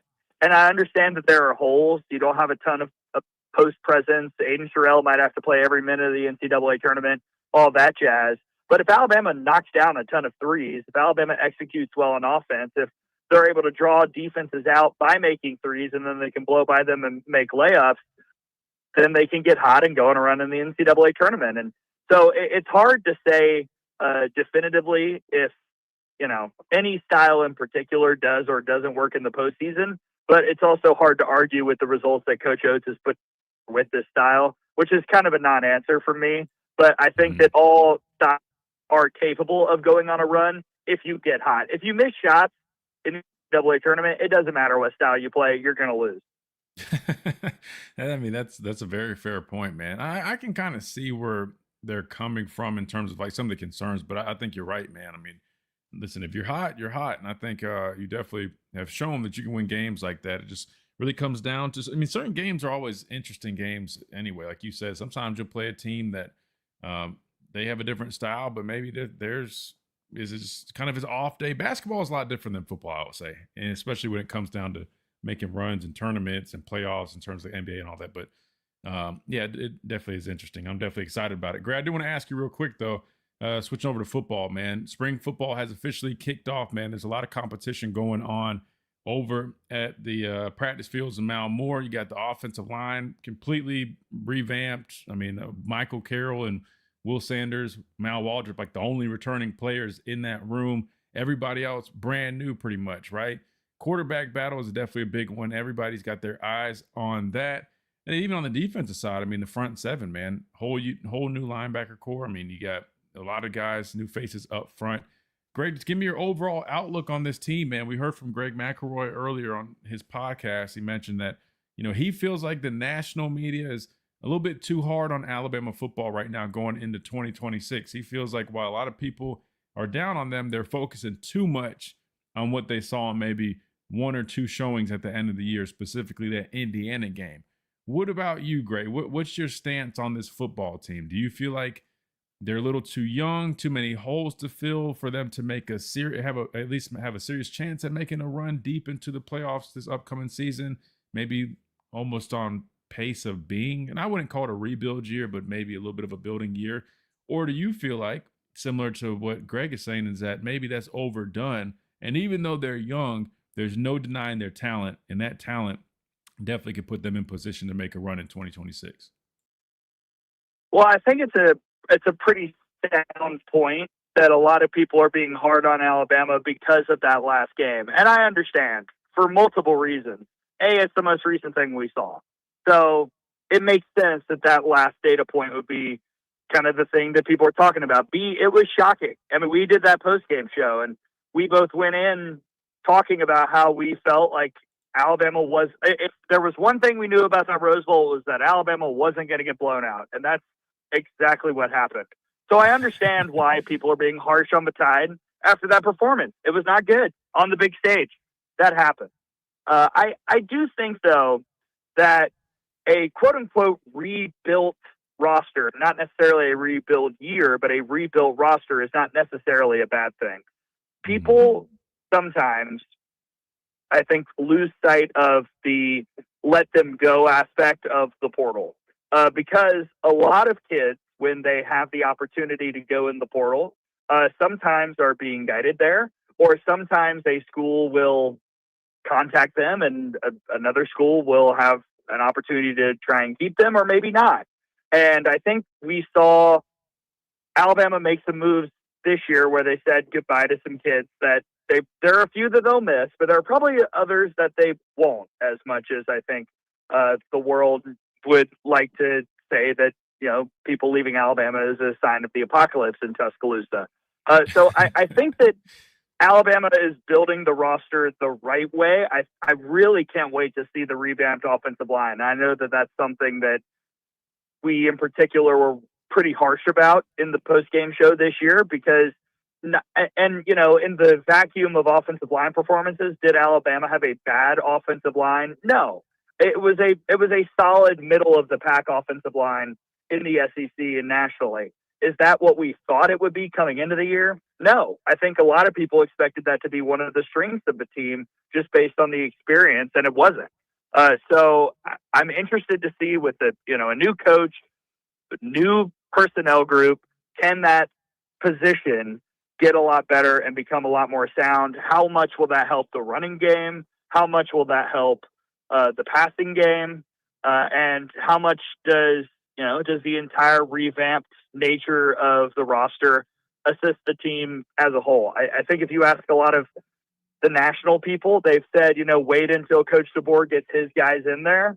Well, we're pretty close to that. I think we're at that point now. And so this season, while not necessarily what I would call make or break for Caleb DeBoer, I think that's an overused term that kind of means nothing. It will be a fun year to gather evidence about the true DeBoer style with the DeBoer personnel to see how successful that can be, not just in the SEC, but specifically at Alabama. No, you're 100% right, because the reality is they pretty much have a roster that only consists of his guys at this point. Yeah. So, and the quarterback battle, I don't have anything to add. I mean, I'm excited to see. I really, Keelan Russell impresses me. Austin Mack impresses me. I think that there's lots of like in that room. And as we talked about, I think a month ago, it seems like a thing that will persist, throughout maybe even into week 1 or 2. But I think if you're Alabama, you feel good about both options. And we have to start one of those 2 quarterback situations. I think we like them both. Who do we feel like will guide us to the most success? That seems to be my vibe.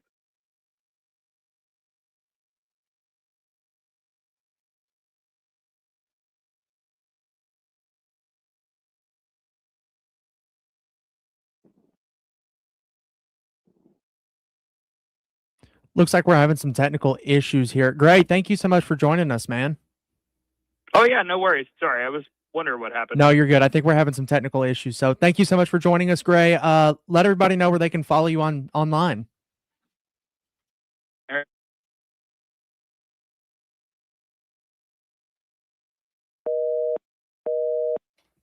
All right, we'll take this break here, and when we come back on the other side, hopefully we get everything figured out on Tide 100.9 and 12:30 a.m. WTBC. I'm a good person. I pay my taxes, and then, right when I get my refund check, bam! Car dealers want it for a down payment. Well, not this year. I'm going to Tuscaloosa. Tuscaloosa Chrysler Dodge Jeep Ram. Every vehicle is just a dime.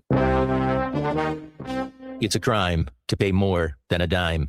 Every vehicle, one dime down. And save thousands. We're overstocked with new 2025s.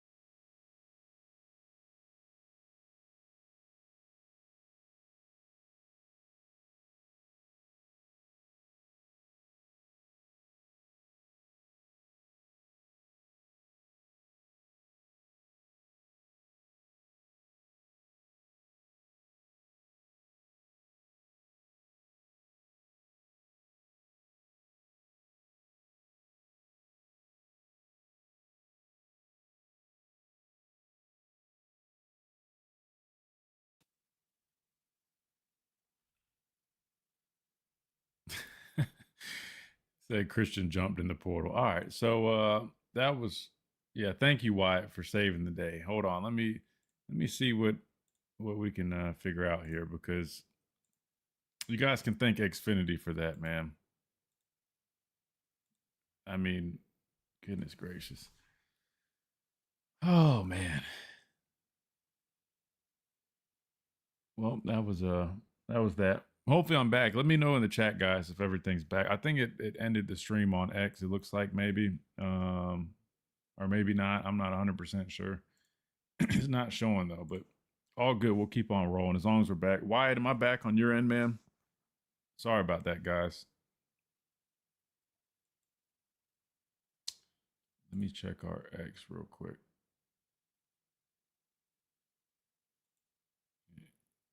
Okay, it's back up then. All right, good deal. All right, well, we're back on X2. So, all right, it should be good. Wyatt, can you hear me in the studio? Chat, you guys have me good?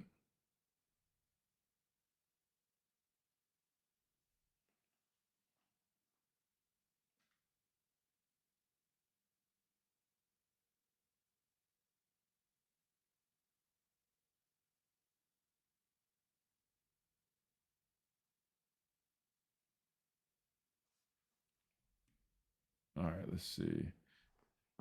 All right, good deal. Thank you, Piano. I was about to say, I'm like, wait, can everybody still hear me good? I'm like, all right, good deal. All right, all right. Well, we'll I guess we'll go to Smitty on the phone line as we come back. Should be good now. Xfinity, man, out of my control. That was not me, man. I think we're having, I don't know. Last time that happened, they were doing like work on some line, power line, something like that. I don't know, man. If it's not one thing, it's another with those folks. Always something. All good, though. All good. Been hearing some good things about Jari Edwards. Clinton had a lot of good things. Connected. Y'all's autocorrect, man. I swear, autocorrect has me all over the place. I'm like, wait, what? Clinton had a lot of good things to say about him. What's your opinion on him? Yeah, Agent, I talked about him at great length with Clint yesterday, man, for like 10 minutes, it felt like. But just to reiterate, no, I think he's going to be a special player. To me, I think he's kind of got the writing on him that he's going to be the next really good player on this defense. Him and Xavier Griffin, those two young guys, man. If I had to pick two guys that just like they have that makeup about them, that they can be those next greats, you know, next really special guys to come through here, I would definitely say he's one of them. I would say what makes him so special is not just, oh, he's 6'2", 220, but it's the fact that he's got that type of size with the skill set he has. If you look at his high school tape, I mean, this guy is, I mean, he's very fluid. He's got great instincts. He moves extremely well. And when you have a player that has all of those tools, number one, it's extremely rare, but number two, it creates such great, you know, positional value because of the versatility. And you're talking about a guy who's physical, that can come down, play in the box, can line up and play on tight ends, can hold his own there, but he's athletic enough to, you know, play in the slot, cover, you know, slot receivers, guys like that. That's a rare deal. It's a hot commodity, especially in these new age defenses that see themselves in a lot of nickel. And I think he's got a chance to definitely be really, really good football player here in Tuscaloosa. I mean, he kind of just checks off a bunch of boxes. And from a physical makeup standpoint, I mean, I would say he's in that elite category given the position that he plays.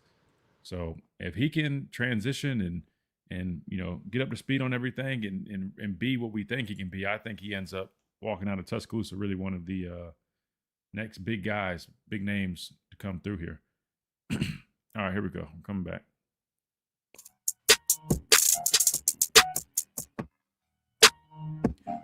And welcome back into this Wednesday edition of the Miller's Edge, tied of 100.9, 1230 WTBC. Sorry for that quick little interruption there, man. We were chatting up with my guy, Gray Robertson of the Crimson Tide Sports Network, SEC Network. Great stuff, man.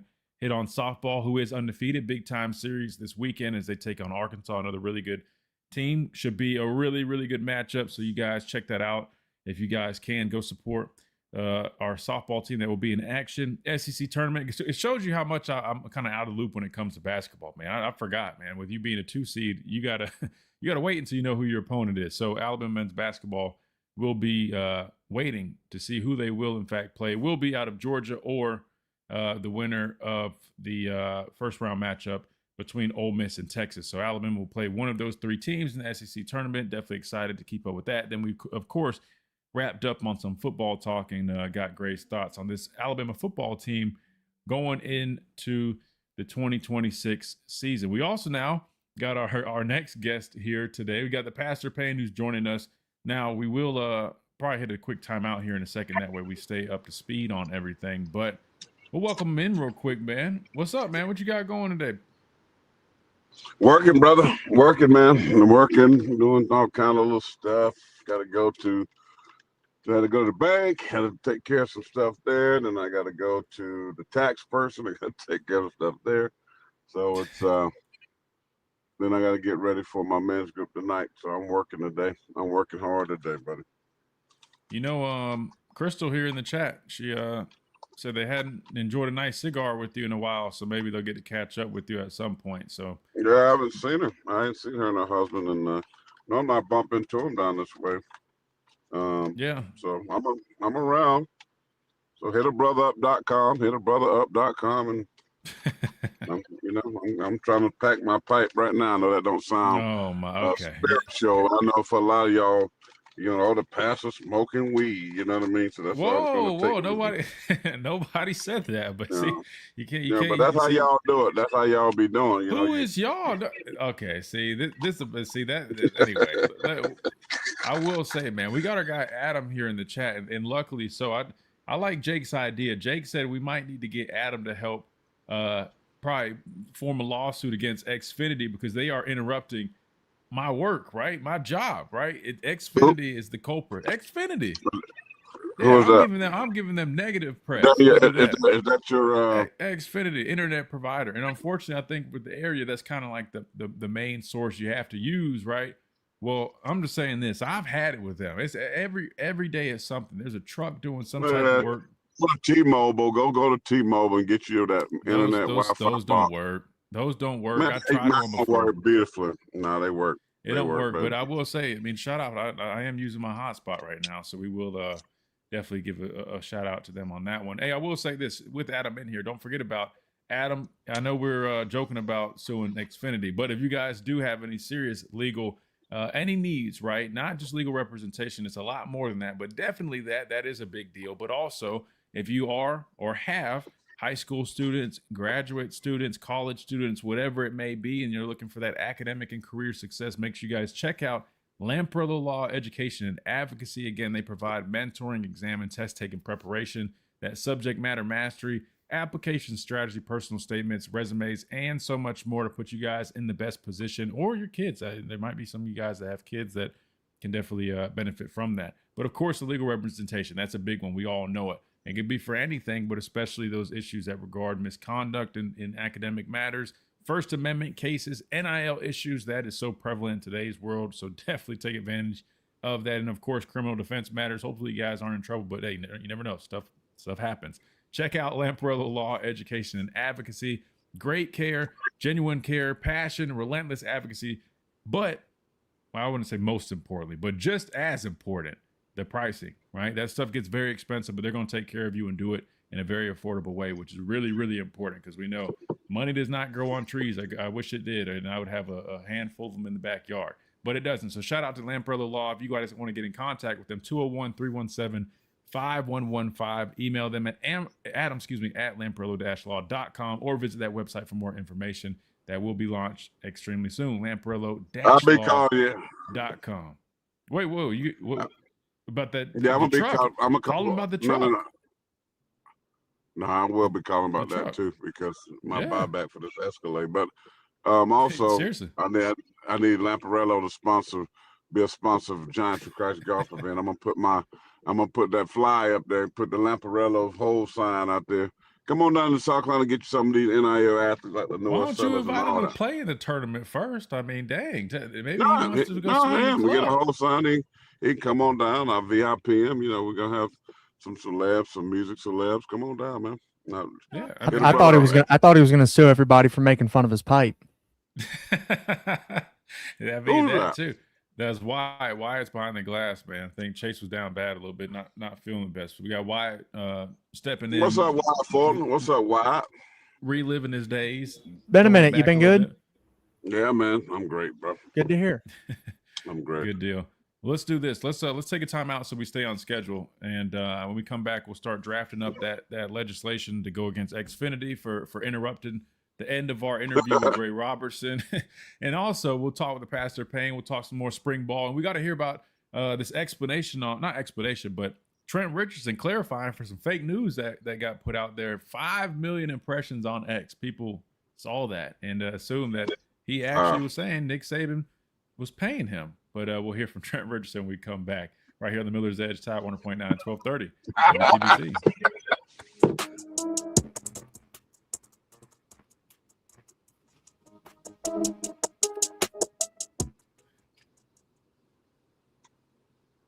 Well, Adam says, Corey, you get free representation. All Giants players get free representation, especially Corey, since he sacked Randall Cunningham. So, listen, so all seriousness, seriously, guys, if you do need any legal representation, but also like he mentioned, or like we mentioned when we talk about it, everything else that they do in terms of preparation, whether it's academic or career success, man, make sure you contact them. You will be in good hands. I can guarantee you that much, man. Adam is awesome, man. You guys hear from him on Thursday. We'll hear from him tomorrow as well. And a matter of fact, I got some questions for Adam tomorrow because we've had the whole Coach Saban speaking at Capitol Hill and all that deal with that committee. And I've been waiting to ask Adam his thoughts on that, like what actually can come from it.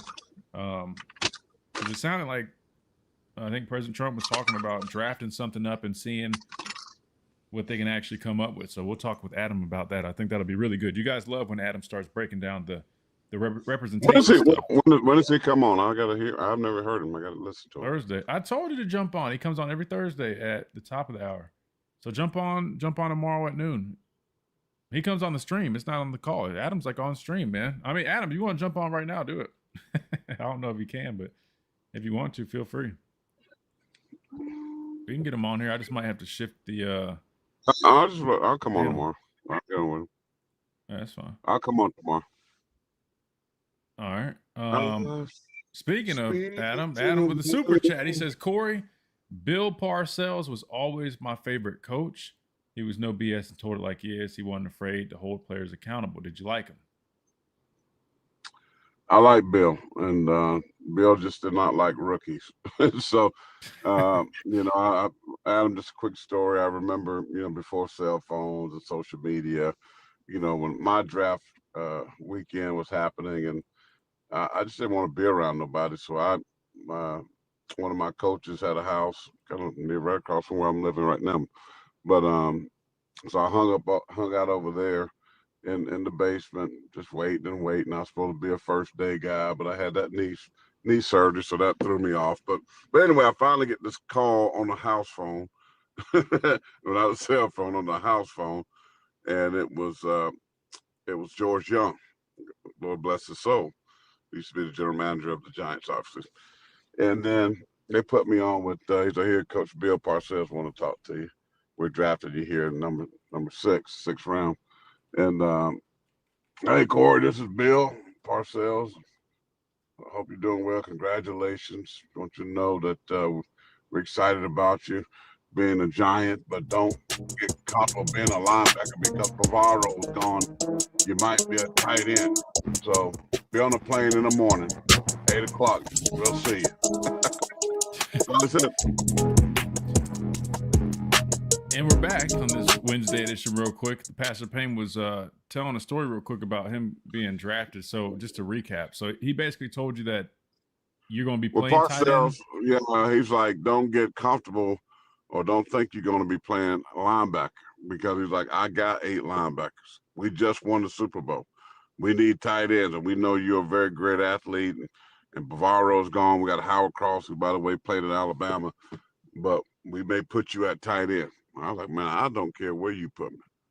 As long as I'm getting that check. Did you mean that, though? Did you really not care if you played tight end? Skip it at that. I wanted, bro, broke. You talking about that? I mean that. But I understand that, but I'm saying like you could have got picked up by another team. I'm just saying like, listen, I know coach speak, and even in the moment, it's always yes, sir. I just want to make the NFL. But really, I knew I was going to be. Seriously, what were your honest feelings when you heard that? Because I'm just telling you, if somebody told me, like, I would, like, of course, like, I'm grateful, but like, damn, man, like, I'm just so excited about getting a chance. Bro, it's the New York Giants. I just watched Whitney Houston. It was Desert Storm. I saw the great flyover. Whitney Houston sang that beautiful song. And now, months later, these guys I saw on the sideline with the Gatorade bass and all that, I'm going to be a part of the greatest linebacker legacy there is. And I'm like, you know, he said, you know, we might put you. It didn't matter to me because I played tight end and defensive end and linebacker at South Carolina. I could play. I did it all my life. I could play any of those positions. So my thing was, I'm getting a chance. The dude from Pageland, South Carolina, name is getting called to go to New York.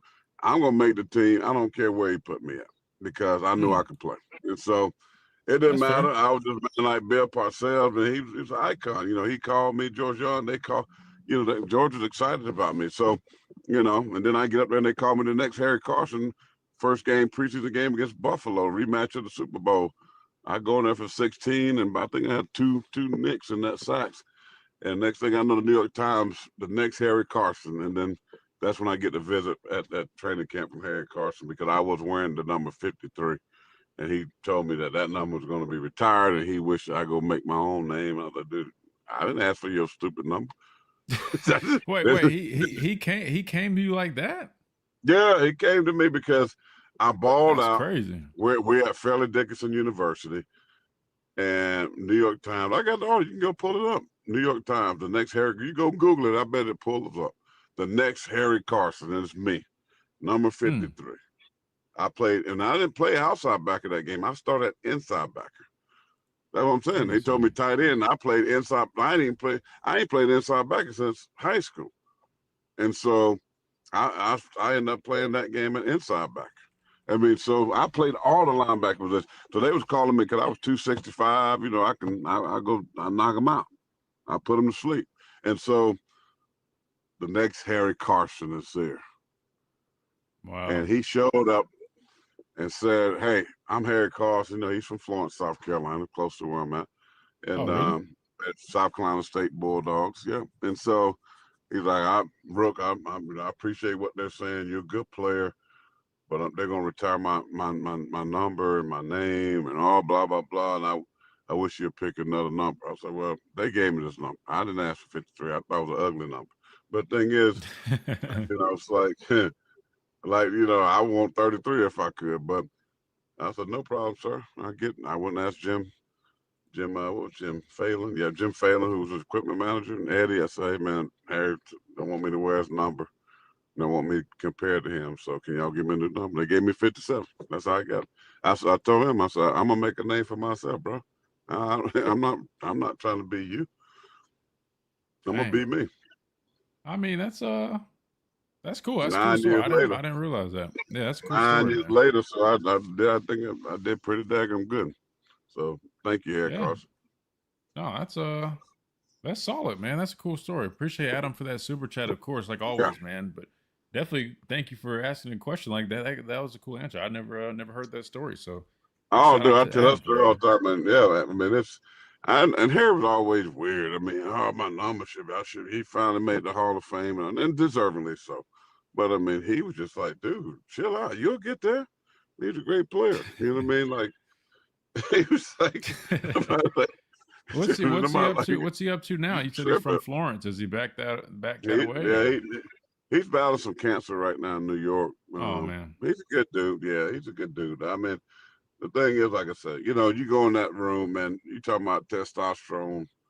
You know, it's kind of like toxic masculinity. Dudes, right? I mean, you talking about decent dudes, right? You talking about it's like you don't go into New York linebacker in the '90s and talking about, nah, bro, you better come with some smash. You can't come in there soft and no, them dudes, they didn't mess around. That old school brothers there, bro. What I'm saying, Why don't you coach our backers, man? Maybe we need to get you on staff, man. If they pay me, I'm telling you what, one thing my backers they wouldn't be soft. I tell you that. They won't hit everything moving, and they'll know what the heck going on. I tell you that. And if they didn't do it, they wouldn't play for me. Sorry, your NIL and all that. Go take that NIL and let somebody else pay you for doing nothing. Can't do that for me. No, sir. Wait, I just realized, man. We no, sorry, I was just saying we got to hit this timeout real quick, but we got Smitty, I believe, on the phone line still. So let's do this. Let's hit a timeout and stay on schedule. When we come back, if Smitty's still there, we'll definitely go to the phone lines. I totally forgot Smitty was there, so we'll try to get Smitty on here if he's still with us. If not, we'll definitely talk a little bit about some spring football with the Pastor Payne, man. We haven't talked to him since things kicked off, so we'll get his thoughts and talk a little bit about that. Well, I'm gonna come on tomorrow though, so I can really break it down. Yeah, absolutely. We'll do that too, but we got time too. Quick timeout. We'll be right back right here on the Miller's Edge, Tide 100.9, 1230, WTBC.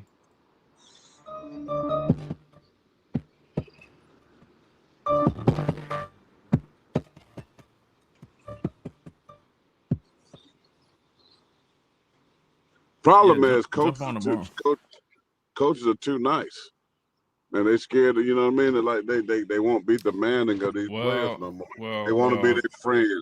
They want them to come and hang out, and you know what I mean. They want to be, I'm cool. You know what I'm saying? Blah blah blah. But like, nah, man. Like, you gotta. But I feel like you've made a comment before that, you know, unfortunately, they can't really be like that. So, in your opinion, where do you draw the line between, or how do you strike the proper balance between the two? Because you've acknowledged that. Well, you got to be able to identify the right guys. I mean, in recruiting, I mean, listen, right? You know who you can talk to and who you can't. You know who you can, you know, slip up and say a bad word and blah blah blah. All the ones you know what kind of guy. You're gonna know it. That's why you spend years recruiting these people. You're gonna spend time. You're gonna know what their attitude, what their character. You're gonna know. So for me, if I know I won't get my guys to be a certain way, sometimes I might have to take a lesser star guy, but he got the right attitude, and I can develop him, and he's gonna be hungry enough to want to run through the wall for me. Versus a guy that's everybody courting and telling them how beautiful they are and how awesome they are, and then they come into the camp like, you know, with their jewelry on and their bags and Gucci, and they think like they better than that, you know, than sliced bread. I don't want a guy, I don't mind him having that attitude, but he better have some nasty with it, right? Because you just have to learn the type of guy. That's what Nick Saban for the longest did a great job of identifying the right guys that he can develop, that he can, as he talked about, build, you know, what the word he used, not character, but build mental toughness or no, oh God, he used it. But anyway, he talks about building the athlete to the place to get the education. They can get maybe a chance to play in the league. If not, they're gonna do well in life because they're built the right way. And I'm drawing a blank the word he uses all the time. But build value, building value. Yeah, that's it, value. Yeah. You know, and he talked about the other day up in Washington. But listen, just you don't have enough of those guys. I was talking to a guy last night. Matter of fact, he used to coach over there when you was at Polo, CJ, and you know, and I asked him what he's still doing. And he said, man, I forget his name, but I know he used to coach over there. And one thing he said, man, I don't coach no more. This is what's happening. He said, I don't coach no more because the kids are crazy. The kids, you can't coach them hard. And he said, not only that, guess who else is crazy? The parents are crazy. So now he said, man, I just work on speed training. Guys come to me for speed training, that kind of stuff. There's so many good coaches that even started at that level, you know, the younger level that's teaching kids how to play football the right way, building mental toughness, physical toughness, you know, character, all these things. These guys don't want to deal with it no more because the system has caused these kids to be crazy. And they all think that they're going to get to the league. They all think that they are this, that, and the third. And nah, bro, like, and then their parents because, okay.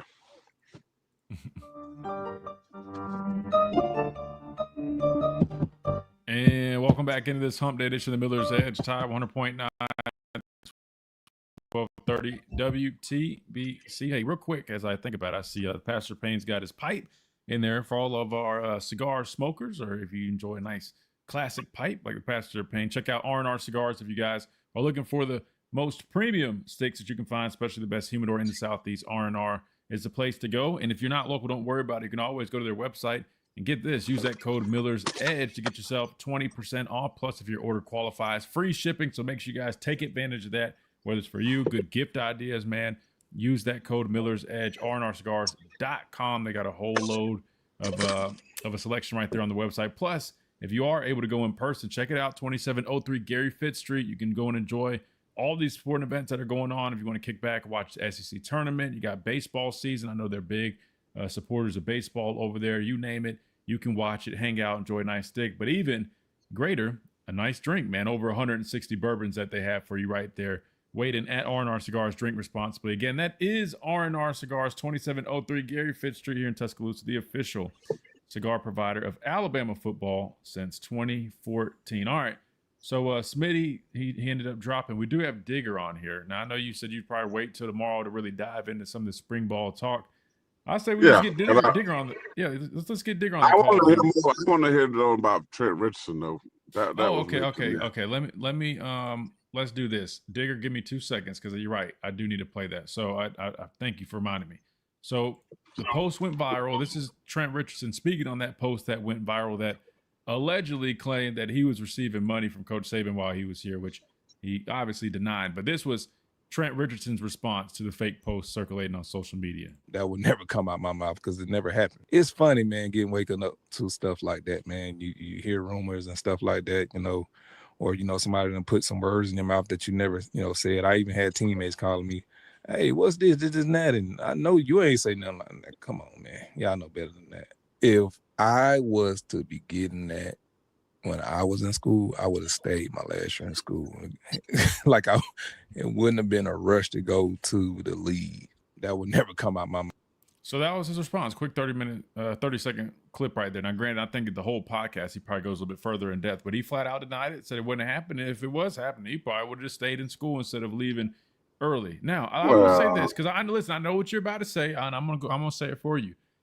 Does that mean that no one in college football has ever received money? Again, I've said I'm right hand to God. I've never received any money. I'm the same way like Trent just said.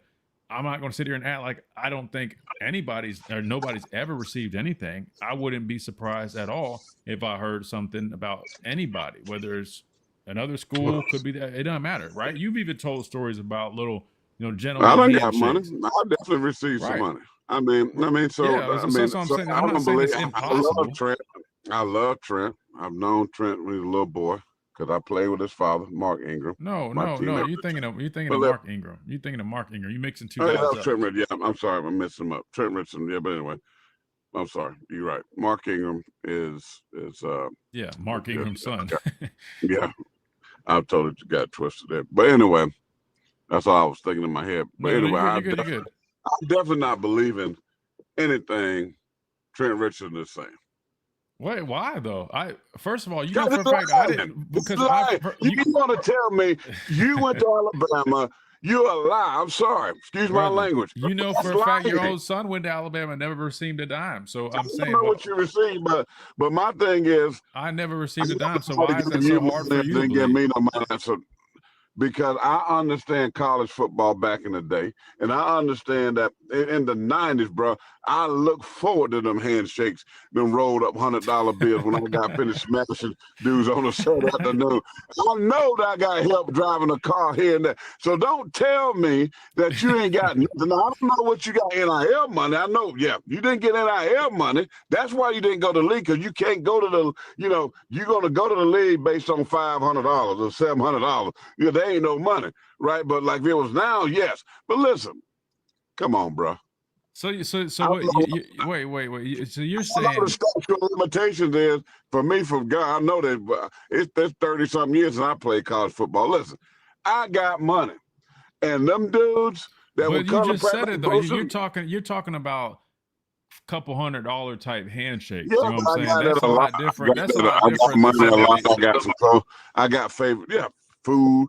You know, that happens, bro. That's been going on for years. Every school did that. I said that. But to make it seem like, first of all, wait, this is where it's coming from. This came because this came on the heels of Coach Saban going and speaking to in that committee room with Trump and I think other personnel from the White House or whoever was included, and obviously other athletic figures. A lot of people had a problem that, and sorry, Digger, unfortunately we're going to run out of time here, but a lot of people had a problem that there was no athletes in the room. I agree that they probably should have had some representation. However, they have hosted athletes before. I remember the Cavanagh twins and a couple other people I think went to Capitol Hill and spoke at one point. But anyway, with this whole deal, that's where it came from. Now, there's a big difference, and I guess illegal is illegal. If it's not supposed to be happening, it's not supposed to be happening. I never received money or anything, but I'm just saying I'm not an idiot either. I would not be shocked, right? Because I really don't know. I don't know specifics. I can't sit here. I would tell you. No, I wouldn't sit there and say it on radio, but I would at least probably come with an idea. They will get them chains. They will get them. Come on. Oh, no. I ain't getting nothing. Let me go get the chain. Let me go get that cross. Let's go. But here's the biggest issue that I have. People that make it seem as if damn, we got a boatload of comments here. I know you got time to listen. Dude, the Trent Richardson is flat out telling a lie. No, now, listen, no. But don't speak on somebody like that you don't know. Come on now, don't do that. Don't do that. Don't do that. Here's what I'm going to say though. But for people to make it seem as if just because Coach Saban went to go speak up there, as if he's doing it because he was mad that now people can do whatever, this, that, and the third. I'm just telling you right now. That's not Coach Saban's not that type of guy in the slightest at all. But Coach Saban maybe they ain't giving no money. Listen. Number one, you know what's going on. USC, Southern Cal already had their whole deal. But you mean to tell me you think it just only happened at one place? Let me ask you this: 2014, right, to 2019, you was there. 18. All them charged 18, whatever. But you got drafted in 19. Bro, I'm about to have to mute you. You talking crazy, man. No. All of them charges and them high dollar cars in that parking lot on a team field with a lot of brothers who came from family background that was broke. That's low-key kind of racist, man. No, I'm just being honest. That ain't had mama ain't had no money. How they driving them charges and all them fast cars? And not just down there, it was Carolina. That's kind of crazy, man. It's every SEC school, every school. Look at them freezing up. That's crazy. Internet's freezing up. I don't think it's my end this time. Hey, listen, I'm not doing that. Maybe Wyatt did that. I don't know. We got to get out of here anyway. So his internet's freezing all of a sudden. Maybe the NCAA just threw something in his connection because I don't think it's me this time. I'm looking on my screen. I got connection. So, and I didn't cut him off right there. Anyway, I'm gonna stay on stream though for a second because I want him to finish what he's saying. But we probably should do this off there anyway. That'll do it for us on this Wednesday edition. Big thanks to Wyatt, producing Behind the Glass, all our listeners, all across all platforms. And we look forward to seeing you guys tomorrow on a Thursday edition right here on the Miller's Edge, Tide 100.9, 1230, WTBC.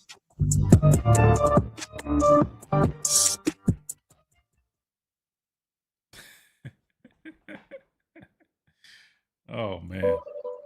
I muted you at the end, by the way. Dang, somebody said that's not very Christian-like to call somebody a liar like that. Okay. Well, lies are lies. Listen. Come on, no, seriously, chill out, because you're gonna put that on me. People are gonna make it seem like I'm over here.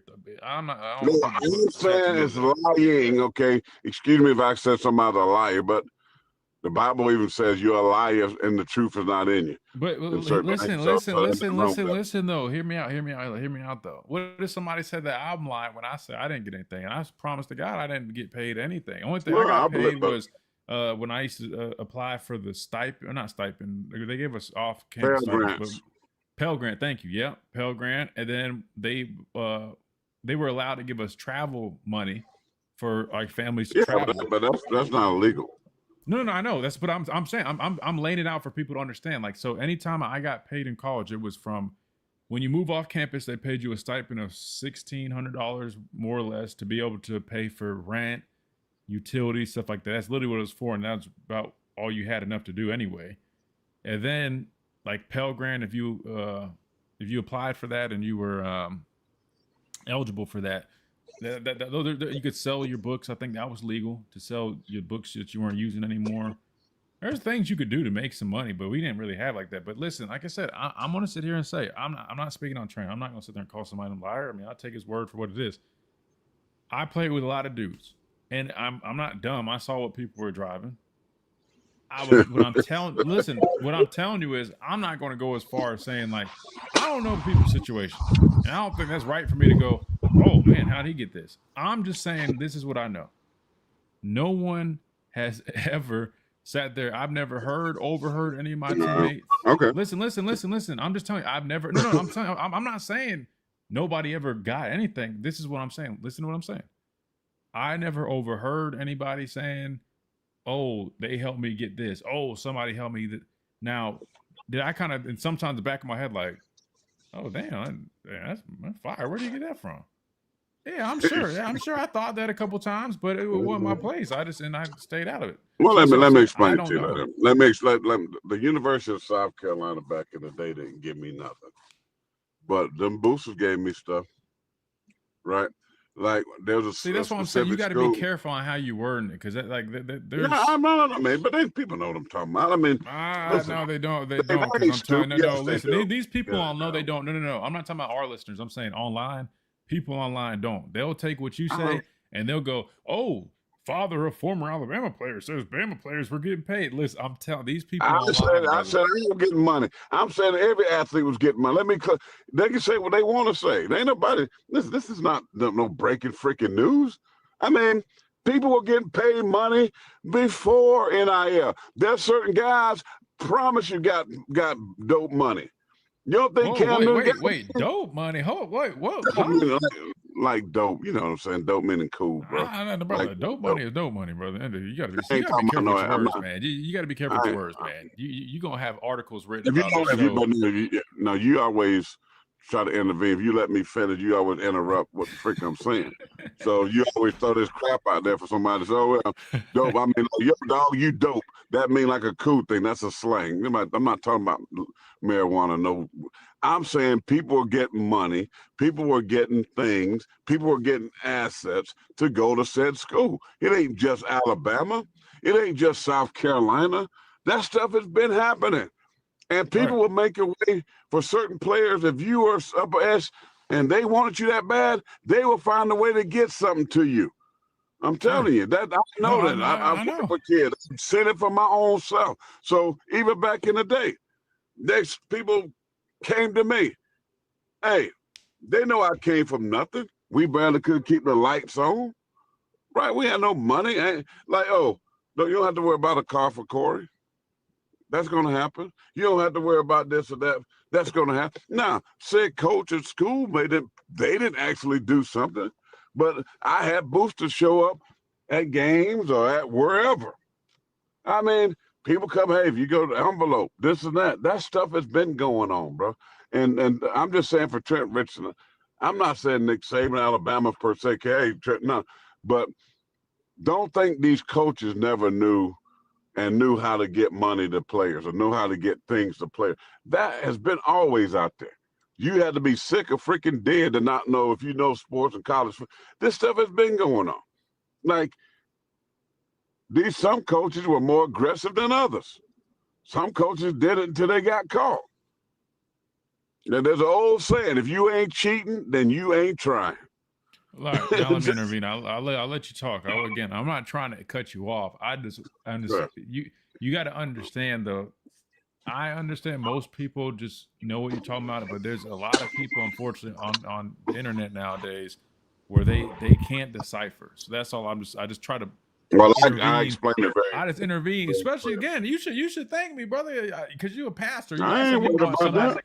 I'm saying you don't want nobody saying, "Oh man, he's talking about dope money." Like that's. I'm trying to just help clarify. I'm not trying to cut you off. I'm just helping clarify because the internet, brother. I'm telling you, man, it's. It can get a little weird. I'm not worried about that. No. This I want to be clear. My God is bigger than the internet. I'm not worried about that stupid stuff. But my point is this: I'm not talking about. Hey, I can say, "Yo, bro, you dope." That's slang. I mean, no, that's I got just you. slang. No, I got you. But I'm just saying, younger generation. We don't use it like that. Younger generation is dope money. Dope money. I say you driving a dope car. That don't mean it's a dope car. That means that's a very bad. I got you, but I'm telling you, younger generation, dope money is dope money. I've never heard somebody use it. I don't know. I don't know nothing about no drugs. I'm telling you, I do. So I'm just telling you that now. I don't know about it personally. I don't know about it personally. Let me be clear. I'm just saying it. People my age, dope money. We can worry about stuff. Listen, all I'm saying is, brother, listen. When you have a brand is your brand is everything, right? Your digital footprint is everything. So I mean, you can call it over worrying, but I'm just telling you that when stuff is on the internet. Brand, let me give you my brand. Let's do it. And I gotta go. Man. Let me give you my brand. I am a sinner. I'm a sinner saved by the grace of God. I love Jesus. He called me to preach the gospel. That's what I do. I try to walk out my faith each and every day. But here's the other thing I would do.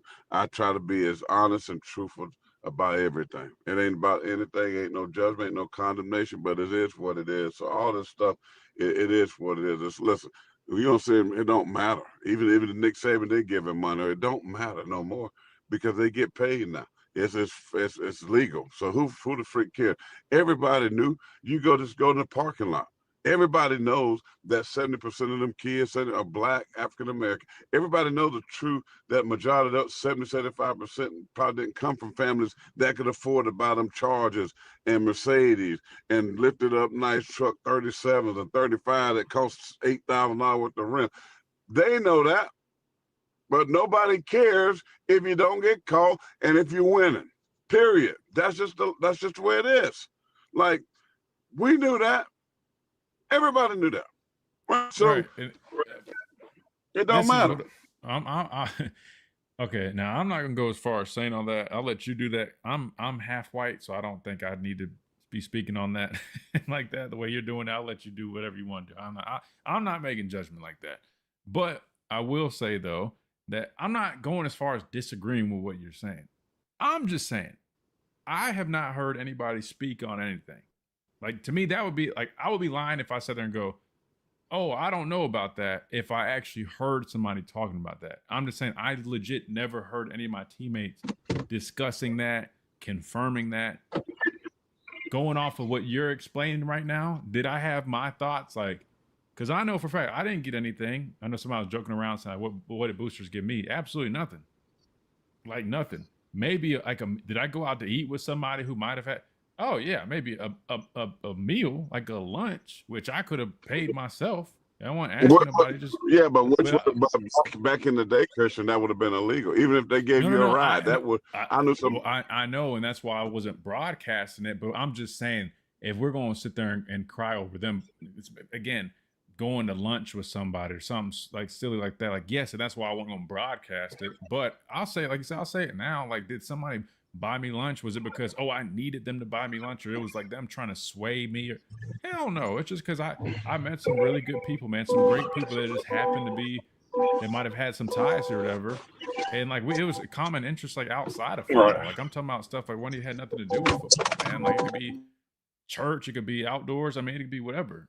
People are people, but I'm not gonna sit there and like not have a relationship with somebody who is just a good person that, you know, I met like at a golf course or wherever, you know, fishing, whatever the case might have been. But that said, to your point, I'm just trying to clarify a little bit more on what you're saying, because again, I know you don't care about it and you don't think it matters, but I'm just saying you have to be a little specific when you say those things. Like, meaning it's not like people just hear like, oh, they're being paid. They immediately might just assume, oh, that means Coach Saban was doing all this. You hit the nail on the head. There was, definitely probably some boosters that were doing stuff they shouldn't have been doing. 1,000%. We all know that. That's what you're describing. But if you don't specify on that what you ended up doing, people, they don't have the same experience as you and I had. So I know what you're describing. They might not. So that's the only reason I kind of intervene and try to explain that, because I'm telling you right now, I know Coach Saban. If there was anybody doing anything they shouldn't have been doing, I'm just telling you for a fact right now, 9 times out of 10, he probably was not aware. I'm just being honest. He is a very strict person on a lot of stuff. I'm telling you what I know. Of course. He gonna You know say, what I mean? he gonna say, don't tell me. I don't want to know. Well, I'm not saying that. I'm just saying I don't. Now, could there have been, like you mentioned, a booster doing something or helping a guy out? Oh, absolutely. I'm sure. Like you just said, but here's my thing. That's everywhere. I just think it's crazy how people just see Coach Saban at Congress or something, or speaking in a committee, and just assume, oh, I'm like, first of all, Tennessee, they literally are handing money out in a paper bag. So that's proof that it does happen. Tosh, who was my position coach, who came from, was he at Washington or Cal before he came here? I don't know. Long story short, I'm pretty sure that he got in trouble for helping with something. Clem, who we just hired, the offensive line coach, he got in trouble for paying for workouts or something for a kid. You know what I mean? Like, there's always going to be something. Now, in terms of like cards and stuff, I don't go around and ask. I never asked anybody. I still haven't to this day. Who helped you get a car, if at all? That wasn't my place. I don't know. Right. He sounds something right. I'm not saying you're listening. I'm not saying you're wrong. I'm not listening. I'm not gonna sit here and act naive and be dumb. I know for a fact. I know for a fact it's gone. I can agree with you that that's gone on in college football since whenever, right? I can agree with you on that. I just feel like it's reckless for me to sit on a public platform, my own at that, and say like, oh, like, just trying to keep it real, and then I'm putting out stuff like that I don't even. I'm speaking on something I don't even really know. No, I said that, but Corey Miller said that. I'm saying if Trent Richards said he didn't get any money, then I'm saying that's lying. You lying, because I know for a fact when you that kind of player that somebody had put something in your hand and greased your palm. Somebody has done something. Now, I doubt it, and I definitely wouldn't say it was Coach Saban, but I know boosters, and I know sometimes it's assistant coaches. Like, there's a term that floats around, and then they don't use it now, but it was called, who is the bag man? Who is the one that's responsible? What coach or what person on staff is the bag man, right? And most colleges have bag men, and bag men make sure these guys get the McDonald's bags in the closet in the hotel room, or or in the robe that's hanging up in the hotel room. There's gonna be a bag, a sack, or envelope, blah blah blah, on your recruiting trips. These things, what's going on, bro? Well, hold on. Well, let me ask you a question. Why didn't you help me get no bag? I ain't get no bag.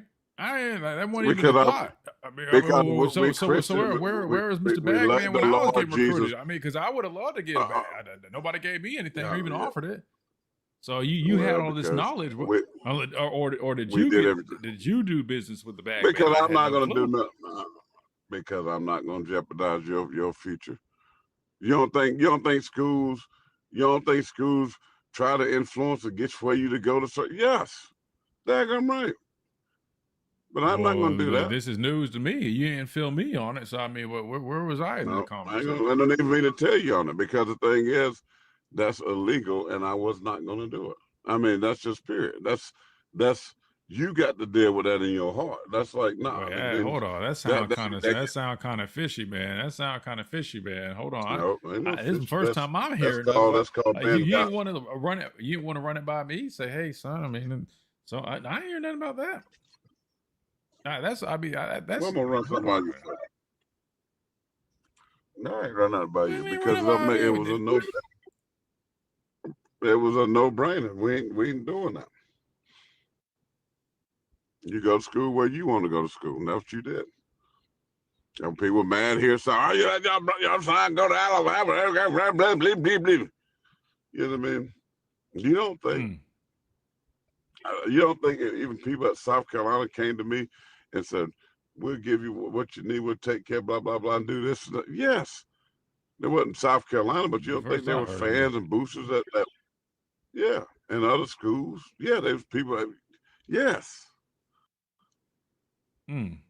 That's just, but that stuff happens everywhere. That ain't nothing just about you, but that was. You don't know how to do business, man. You don't know how to do business. So, you know what I'd have done, and I'm I definitely mean. No, listen, I mean well. You I know you'd have been taking that money.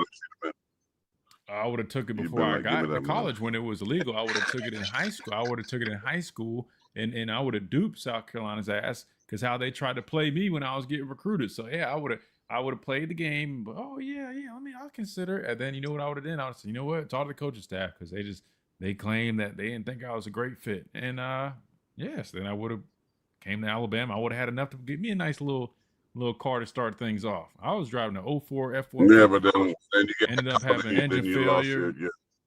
Then you kicked out of school now. Then you don't have a undergrad. You got a master's. You got all this stuff. I'm just being. I'm really kidding. I mean, clearly, I'm. You know. I know. Temporary pleasure. But I'm saying no. In high school though, you can risk eligibility if you're not in school yet. I know that might be dumb. Is Adam still in here? Can Adam tell us that from a legal perspective? Yeah, you can risk eligibility, but it don't matter now because you ain't got to worry about that. Listen, no, but I'm saying still doing it to a if you took the money in high school before you were an athlete, that would count. Like as some type of, I mean, I know you're not supposed to, but I'm saying you can ruin your chance of even getting into college. You could, yes, you can be. Okay, well, all right, fair enough. Then I would have done it then.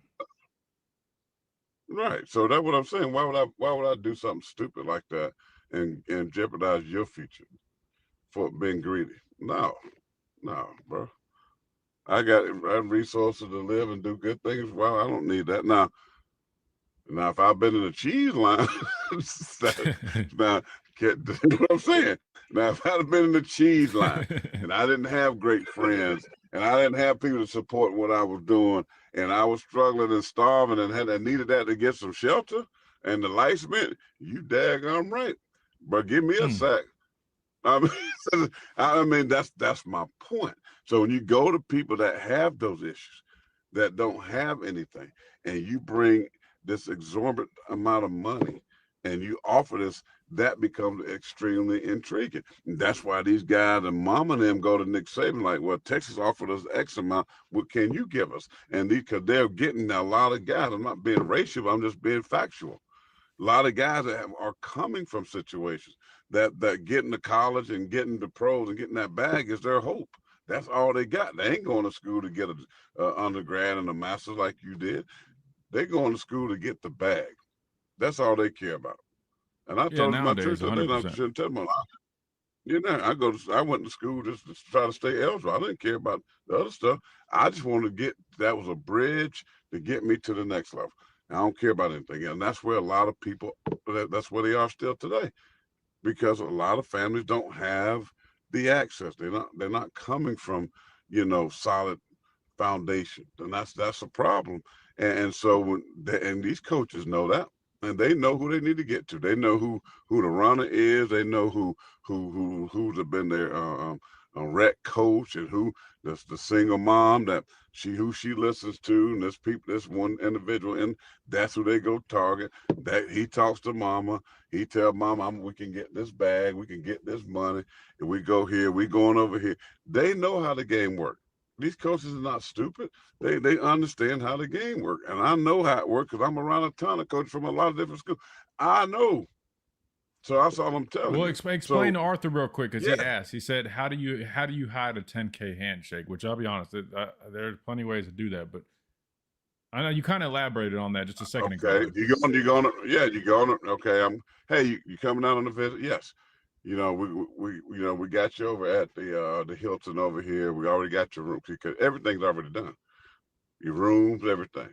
So just check in. You get the key. You're gonna be in room 410, and then you already done set it up to tell somebody, hey, in the bathrobe, that's hanging up in there is an envelope for y'all. Just making sure you're all good. And when you get there, there's $10,000 cash in that envelope, right? This how this stuff. Jeremy Pruitt in Tennessee was. They did this crap. I'm telling you, Tennessee was doing it because I understand. You're not wrong. I get it. So I'm just saying, it ain't the handshake like I got. See, mine was little, right? You know, these guys that kind of practice these boosters, like, don't you notice that coaches allow certain boosters, they get certain access, right? They get to come to practice. They get to meet the players one-on-one. They get to do certain things. They get to come to dinners. They get to fly on the planes, the trips, to games. They get, because they give so much money. They know who to do what. Hey, we got this kid that I'm saying this kid gonna be the best player in the state of South Carolina, Alabama, whatever. We got to get this kid. Okay, we need to find out who so and so. This is not who we got to get to. Blah blah blah blah blah. It's already out. Okay, coach, I got you. We're doing work. And so let's go to the high school game. Oh, I'm so and so. Blah blah blah. You know, man, we really love your son, but you know, here's a little something. Just to, you know, when y'all coming down, love to meet. Boom boom boom. School ain't giving the money, but the individuals out there, the bag men, the bag people, they know how to do these things. That's all I'm saying. But they don't have to do that no more. I'm talking yesteryears. So there are ways. I got to go to this meeting. I'm late, but speaking of money, I owe the government some money. I got to figure some things out. It's called taxes. But all right, I'll be back on tomorrow. Yeah, come tomorrow. We'll chop it up with Adam. We'll talk a little bit more on all this, man. Good deal. All right. We'll take him off there. I think he's frozen up again.